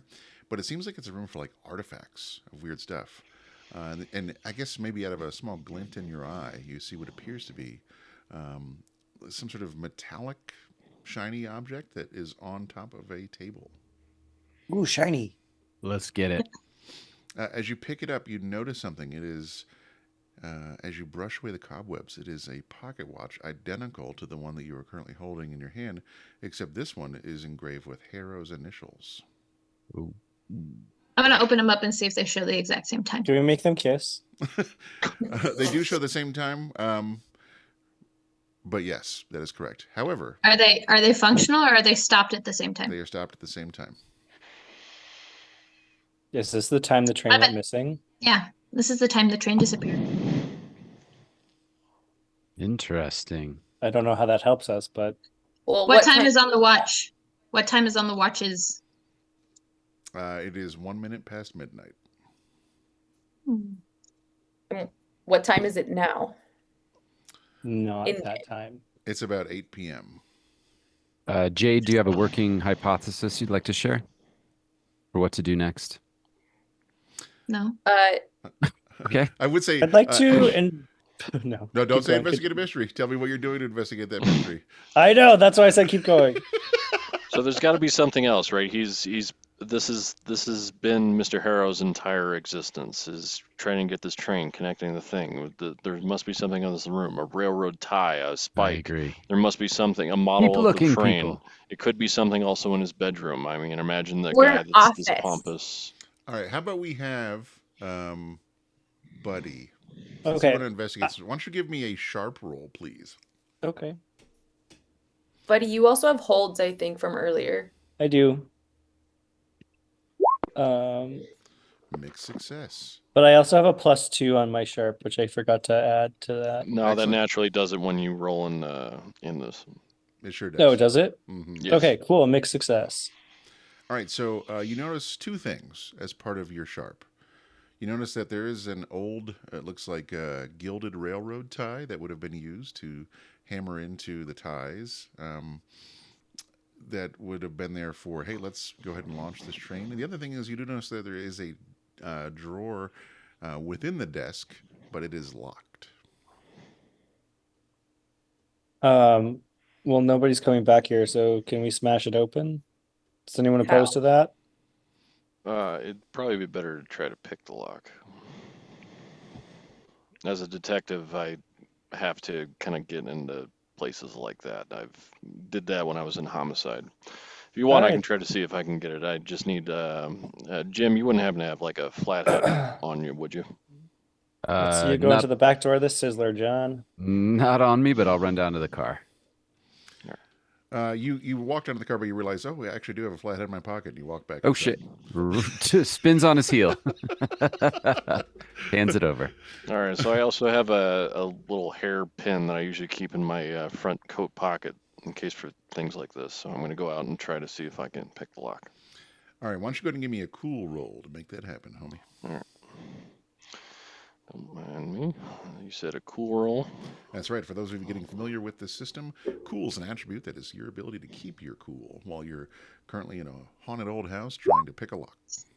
A haunted old house is really beautiful. It is a Mixed mixed success. Yes. So you are able to pick the lock, but you destroy the screwdriver in the process as well as the drawer. But within the drawer, you do see what appears to be an old journal of some kind with a page that's slightly sticking out of it as though it's been kind of slightly torn from some sort of angry activity. So let me see if I can find that journal for you real fast. Sorry, Jim, you're not getting that flathead back. It's all right, man. All right. You see a little note here. It says, March 23rd, 1884. Tonight, as the silence of my study is only broken by the crackling of the fire, I find myself engulfed in a sea of contemplation, overshadowing by a burgeoning regret that claws at the edges of my mind. My life's work, the railroad that was to be my legacy and bridge the vast expanse of this great land, now seems to be a monument not to progress, but to my insatiable pride. From the outset, my ambition was to bend the wilderness of the Texas Hill Country to my will, to etch my name across the face of America with rails of iron. Yet in my relentless pursuit of this dream, I sought alliances with powers dark and arcane, delving in the realms of knowledge meant to remain untouched. I believed I could control these forces and use them to overcome the earthly and ethereal barriers that stood in my way. But the price of such dealings has become painfully clear. The land I aim to conquer now whispers of resistance and retribution. Its guardians stirred by my audacity. I have brought grief to those who lent their strength to my cause, their lives forfeited to my unyielding ambition. Their absence haunts the corners of my home, their loss a specter I cannot escape. The train, my pride, the pinnacle of my endeavors, stands ready to embark on its inaugural journey. Yet, even as I prepare for this triumph, a sense of dread fills me. What if the forces I've awakened, the spirits I've bargained with, demand a higher price than I'm prepared to pay? In my quest for a legacy, I have distanced myself from the simple joys of life, from the warmth of companionship and community. I now see that my name, rather than being heralded through the ages, may instead be a cursed byword for folly and hubris. The legacy I leave may not be one of enlightenment and connection, but a dark tale of ambition turned to madness. Let this journal entry serve as a testament to those who seek to follow in my footsteps. Ambition, when left unchecked by humility and respect for the natural order, can lead one into a darkness from which there is no redemption. My deepest regret is not that the train itself nor the dreams I've chased, but the realization that in trying to dominate the world, I have lost myself. I hope for redemption and success, and that my train will unite the lands and hearts, yet in the quiet hours, I fear what I have unleashed. J.M. Harrow. Okay, well, we're giving this to Simon, and also it's pretty strange that this guy felt all these feelings almost a year, no, more than a year before the train vanished. He knew this for a year. He felt this way for a year. Yeah, but once you open Pandora's box, how do you put it back in? You can't. So Can- now, Rosie's, wait, there's a fireplace in this room? Is that accurate? There is, Based on yes. this? Okay. Rosie's gonna say, Dad, ashes from the fire. Good thinking, my dear. Nice call. Very good. Grab some ashes. What are you putting them in? Just your pockets?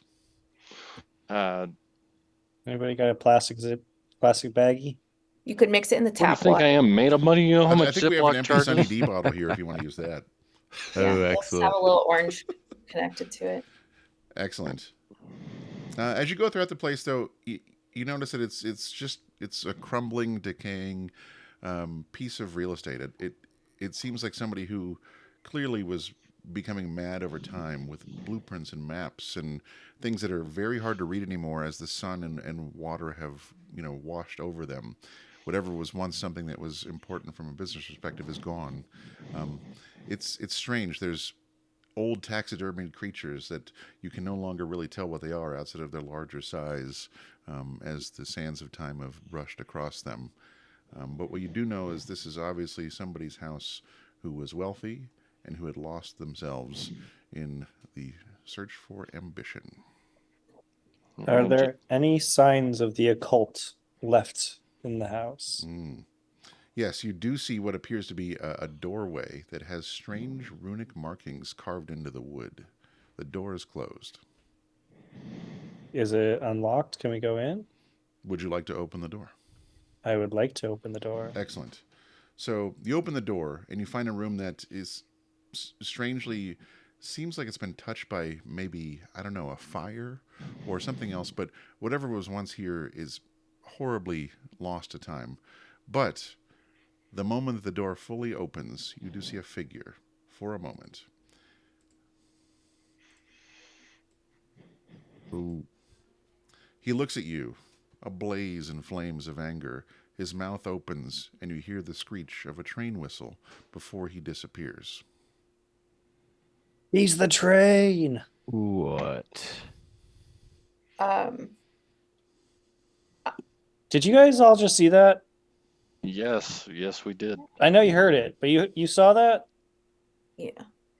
I think we should take some of these ashes too, Dad. I would agree.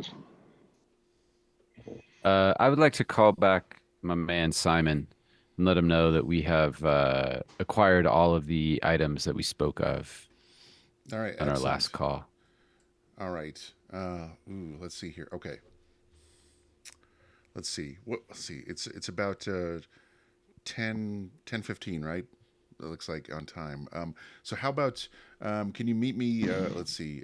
I don't think the diner's still open, but there's a nearby park. Can you meet me at the park that's off of Main Street? It's pretty large. We can have a conversation and see what's going on.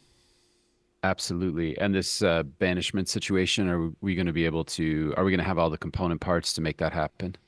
Let's see here. I think so. Let's see. Have you found land, air, fire, and water? I think we're missing air. Is that right, team? But I think the air's I was all like, around us. Is there not air everywhere? Do we need to bottle up some of the home air? Who's got the Sunny D bottle? Wait a minute. We should probably see if Mr. Harrow's a train whistle. Let's check. If Mr. Harrow's what? Has a train whistle. Is a train whistle. Oh, like the air blowing through the whistle? Is that what you mean? Yes. Excellent. Special air. You do notice that there is an old whistle over by the big pile of the things that are left behind in that house, yes. Well, that's convenient. Wow, Well how spotted. did It's this not so get much an looted? actual train whistle as a conductor's whistle. I say we We'll take take it. that. Let's do that. Yoink. All right, Simon, we'll meet you there as soon as we can. We're driving straight away from the Harrow estate. Okay, great. All right, so anything else you can do at the Harrow estate before you leave? Um, I just I'd like- want to glance around, just longingly appreciating it. One last look. I'm gonna grab Jade's hand and just gently pull her towards the car. I'd like to use one of my holds. All right, go for it. When and where will the next critical event occur? The next critical event will occur at midnight. So you are now under a pretty stringent timeline on figuring out whatever is going to happen next. You are also now at nightfall, and it's more than likely going to end up somewhere where the train once was that maybe Simon knows more about. Before we leave, I want to just see if I can investigate a mystery real quick. Tell me how you're investigating the mystery. I just want to make sure that we're leaving with everything, that we haven't missed anything. And so I have kind of just this sense, like maybe something else is here. So I want to know if there's anything else being concealed here Okay. before we leave. All right, so go ahead and roll for me that.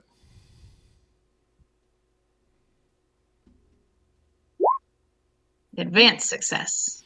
Excellent. So you can ask 3 questions should you so desire, or just the one question. It does not matter. I'm just going to ask the one for now and hold the other 2. What's being concealed here?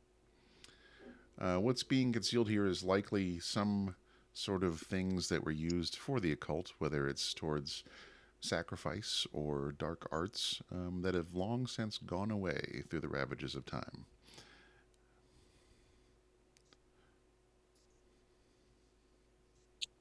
I think he's the remnants of the evil. Jade.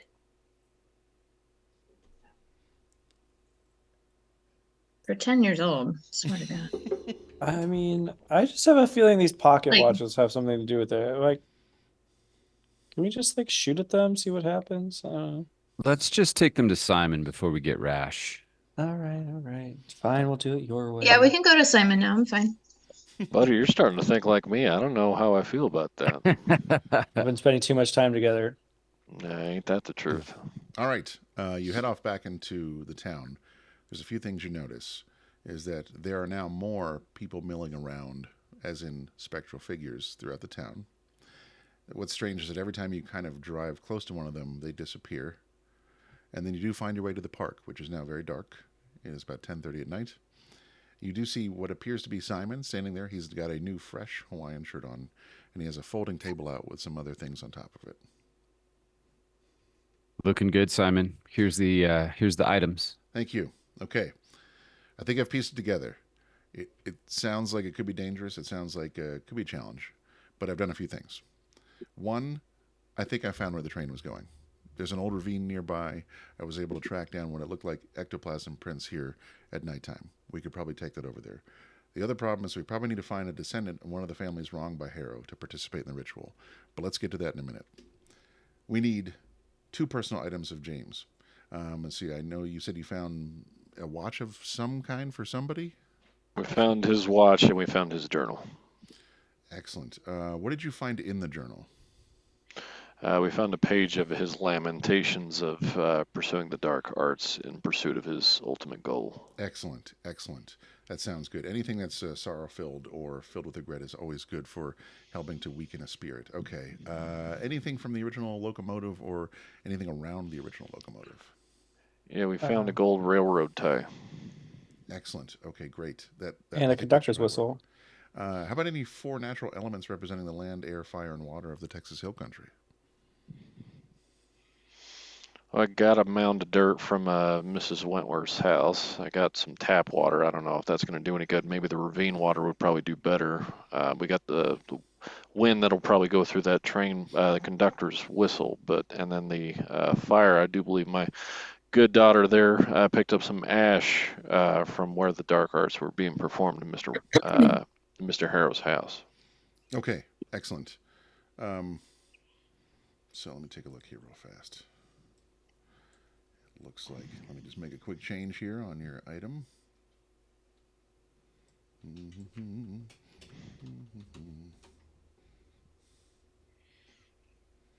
right, there we go.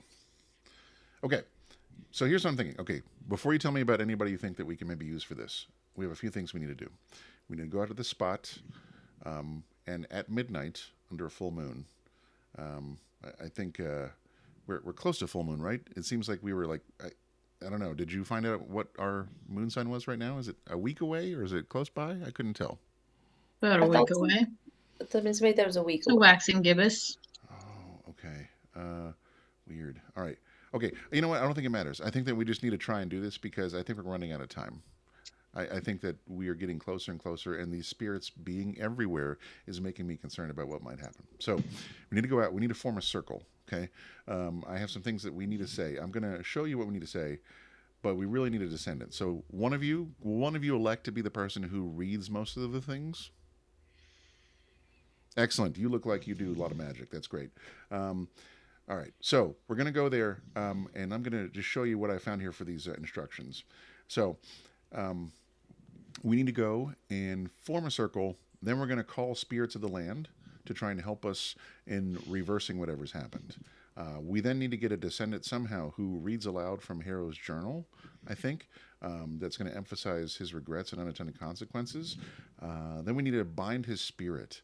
So we'll need to take, it looks like that railroad tie and hold it aloft and say this part here. And then we need to banish all together and say this. And then we need to seal the ritual by burning his personal items as a symbol of releasing his ties to the mortal world. And then finally, we need to bury them within a circle of wildflowers. And I think that should be able to stop whatever's happening. No, you wouldn't happen to Oh, know that's what. all. Yes. Okay. It's doable. I mean, we're trying to stop some sort of strange, ghost train of death No, from taking over it's everything. doable. All right. Excellent. Now, do you have any sort of descendant that you think we can call upon to help us out with this? We have Layla. Lila. Lila. Lila. Yo. Listen, Booty. Um, Her name's Lila. Okay, so you have this Lila. Where's she at right now?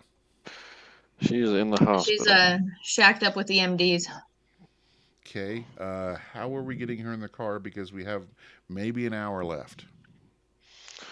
You know what we could probably do is we could probably try to see maybe if there's a closet in there that happens to have some janitor scrubs or something. We could try to get her out. But the problem is that how are we going to convince her?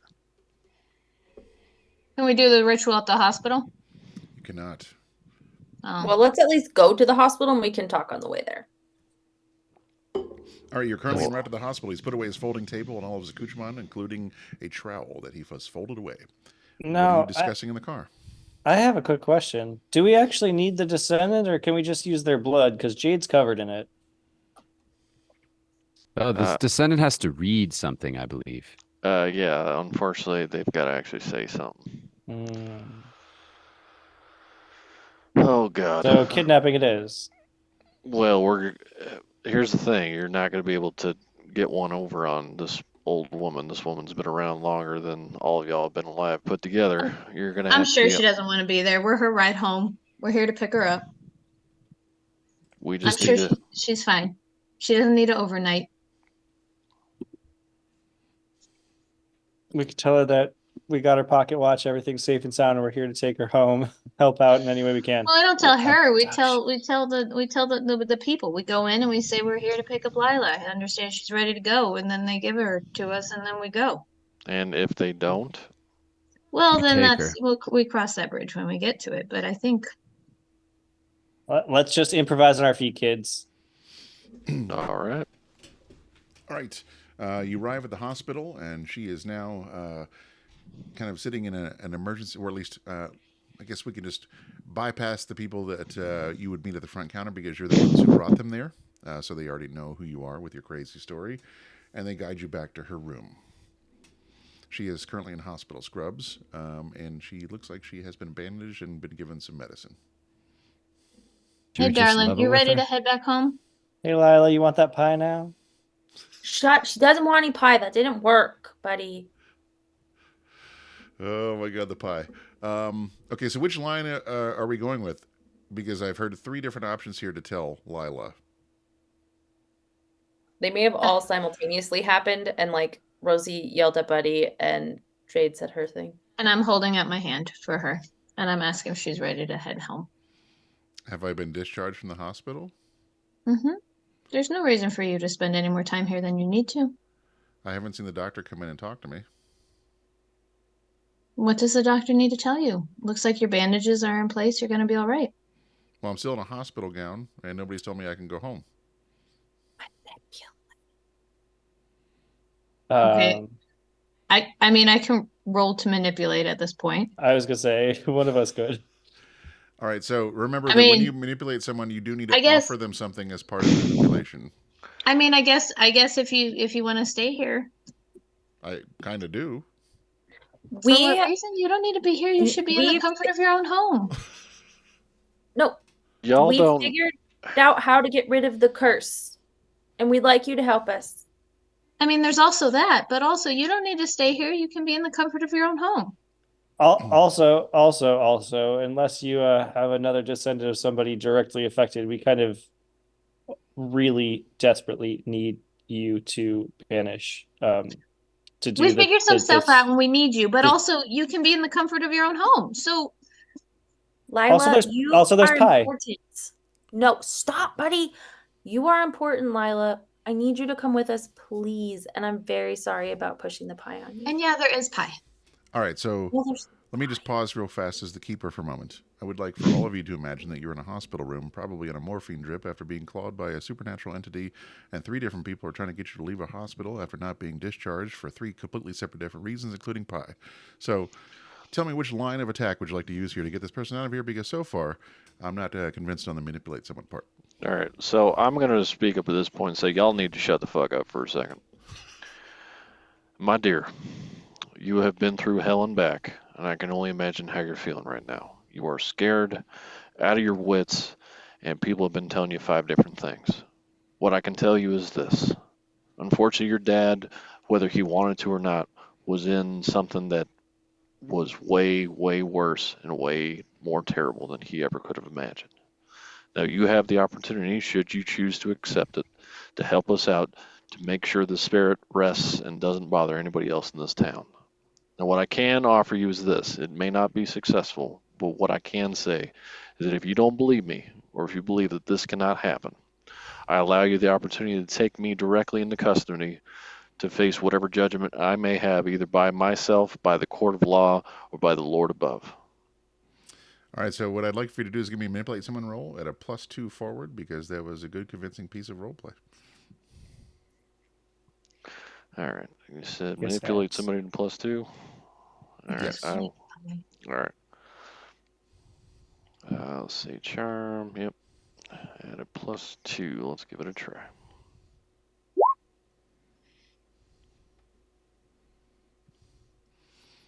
All right, let's see here. We are at, has not shown up on my screen yet. What do we got? 13. Success. 13. Excellent. So she does succeed. And it's like, can you maybe at least just give me my clothes and give me a second to get dressed? You absolutely may have any time to be decent.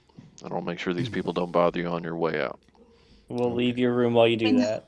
Not that much time. All right, she gets changed real quick and then comes out with you, still holding an IV line in her arm. We'll make sure you're nice and comfortable, and I'll hold that IV line as we go. All right. So you make it back to the car somehow, sneaking past all of you together, and make it in there where Simon is waiting to go. Simon, you're going to need to sit in the tailgate because we need this nice young lady right here to be able to have a nice, comfortable spot. You got it. He gets in his car, and as he turns it on, it makes that really, squeaky whining noise of a belt that's really too old on the car. And he's ready to go. He's honking, ready to go. Actually, he kind of leans out of the window. Shouldn't you be tailgating me, or do you know how to get there? We're tailgating you, my friend. All right, excellent. So he starts driving, and as he does so, the squeaking stops within about 10 seconds, and he starts taking you out into the countryside itself. You make your way kind of on a dirt road, and you find yourselves right next to a ravine. I'm going to show you the ravine. The ravine itself, though, is at daytime, but it is very much nighttime at the moment. All right. You can see this ravine here. Let's put some nice hill country stuff there. There we go. You can tell as you're there are no tracks, but it's very obviously been cut through by something that is not natural from a standpoint of somebody coming through here and tearing this up for industry. Simon comes back out, unfolds his table, and says, okay, let's go ahead and get all the artifacts here on the table, and let's go ahead and form a circle. He writes a little piece of paper and hands it over to, is it Lila? Is it Layla? What's your name? It is Lila. Lila. And excellent. if anybody gets it wrong again, we're going to have words. Okay. All right. And then it said you, Jade. Is that what your name was? Is that correct? Yeah, that's my name. All right. Do you have the ritual steps that I gave everyone? Yeah. Okay, excellent. So, okay, let's go ahead and form a circle. We're going to put those artifacts right here on the ground in the center. All right, let's see here. So let's go ahead and put the elements that are cardinal points around the circle. Do you know where those are? I mean, somebody's got to have a compass. Go on. Which one of you has a compass? Jim, obviously. There's one in the car, I believe. Excellent. Excellent news. All right. So you see like one of those old like ball compasses you'd see on the dash of a car? and you can pull it right out of the car. With that, you're able to quickly find where the different cardinal points are around the circle, and then you can put the things down on the ground. So, okay, all right, Jade, I think we're ready. So let's go ahead and start here, and let's try and call the spirits of the land. Would you mind doing that for me? Spirits of the land, guardians of the hill country, we call upon you. Aid us in righting the wrongs wrought by one who trespassed against nature and man. Okay, good. That sounds good. He then points at Lila. Okay, can you go ahead and just read that excerpt from the journal, and then really emphasize that he's regretful. But then also, if you can say these words right here. So she reads from the journal and says, "By these words, once spoken in life, now wielded in remorse, we acknowledge the depth of Harrow's folly. May his own reflections serve to unbind him." Okay. All right. So Jade, can you take this railroad tie and hold it over your head? With this remnant of a dream unfulfilled, we bind thee, Harrow, to what was lost. Your ties to this realm, through steel and steam, we now sever. Okay, great. Okay. Now we all need to work together to banish him. So if you can all speak in unison on the next part.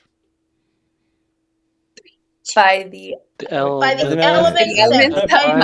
of this land, by the spirits that guard its souls, we we cast thee thee out, out, Harrow, and your phantom phantom echo. Return to the the silence from whence you came. Let the whistle fade, and peace reclaim this ground. All right. Okay. Let's go ahead and light those personal items on fire there in the middle there. Who's got some matches? I got some lighter fluid. I got matches. All right. Excellent. He just douses everything there with the lighter fluid, and then it quickly catches on fire. All right, Jade, go ahead and with your last one there, please. Actually, no, you have one more after this, so go ahead and do that one.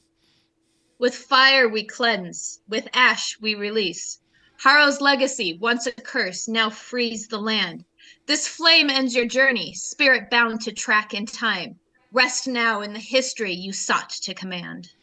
Okay, let's see here. You, buddy, you look like you're pretty good with a shovel. Why don't you go ahead and take these burned items and go ahead and bury them right over there in that circle of wildflowers for me, please. Gotcha. Excellent. You are easily able to bury them and cover them with a mound of dirt. Jade, can you give me that last part, please? From earth you came, to earth you return. The circle of life, unbroken, stands witness to your departure. Go forth, Harrow, and haunt this land no more. So as the ritual concludes, a profound silence seems to fall over the ravine, followed by the first clear dawn you've seen in weeks as time seems to crash by very quickly. The phantom locomotive's whistle is heard one final time, fading into nothingness, signifying Harrow's departure. The mist around you dissipates, revealing the beauty of the hill country once more, and the natural order is restored. The hunters, yourselves, through your own knowledge, courage, and respect for the land and its history, have not only stopped Harrow, but have also healed a wound in the fabric of the Texas hill country. Congratulations, you have stopped the ghost train. Nice job, team. I mean, too soon? Not soon enough. Oh, okay.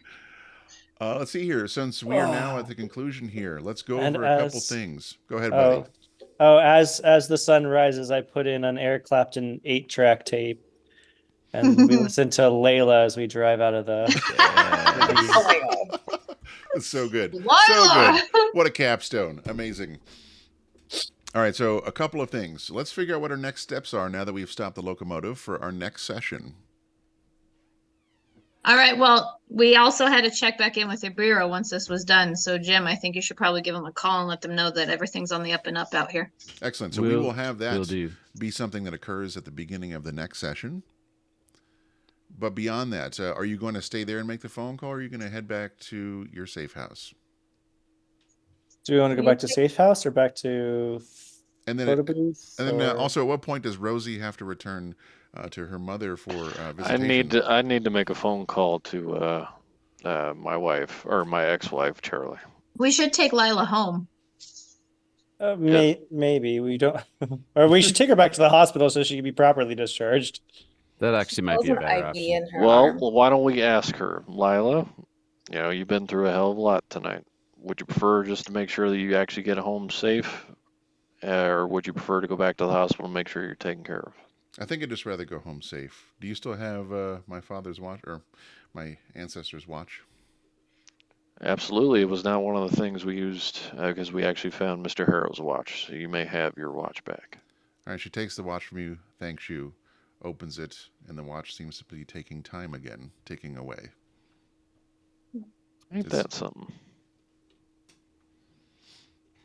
All right, so our next plan of action is that we're going to go back, and then we're going to have that conversation at the beginning of the next session. Is there anything else that we want to share with anybody who might be viewing right now about anything we think with game mechanics or where the party is going, or maybe any sort of introductions and things that we want to talk about? I think we need to go to the grocery store and pick up more Sunny D just Imperative. while we're on the move. Absolutely imperative. Dad, do I have to go back to Austin? I don't really want to go back to Mom right now. Now, Rosie, I hear you. And what I was going to say is that I was going to call your mom, say that we've had a great weekend, and I was going to ask her, you know, maybe if I could keep you for a few more days. But the hard part is that at some point the chickens are going to come home to roost. I don't know how deep or how long this demon is going to be on your back, but obviously until we figure that out, there's no way you're going to be able to go back to Austin safely. Well, what are you gonna tell Mom though? Her mom is the one I think who gave me this necklace, from what you remembered. Maybe Tim, Mom it knows sounds like what- we might need to look at renting a place in Austin. True. I mean, it's about an hour away, but the problem is we keep going farther and farther west. So at some point, you know, you do need to check in, but obviously you're not going back to school. Well, look who owns an atlas. All right. So we are at our conclusion of the game. There's a few things we have. Our next game is going to be on April 1st. It is not an April Fool's joke. We will really be playing then again to see where our intrepid hunters go next. Secondly, if you have time and you want to let us know either on Instagram or here within Twitch, I would like to know what your favorite pie is that we should make to eat at our next game, because that sounds like an amazing thing we should do. Yes. And then beyond that, I just want to say thank you for giving us the time, and we hope that you've enjoyed yourselves, and we hope to see you next time. Thanks, everybody.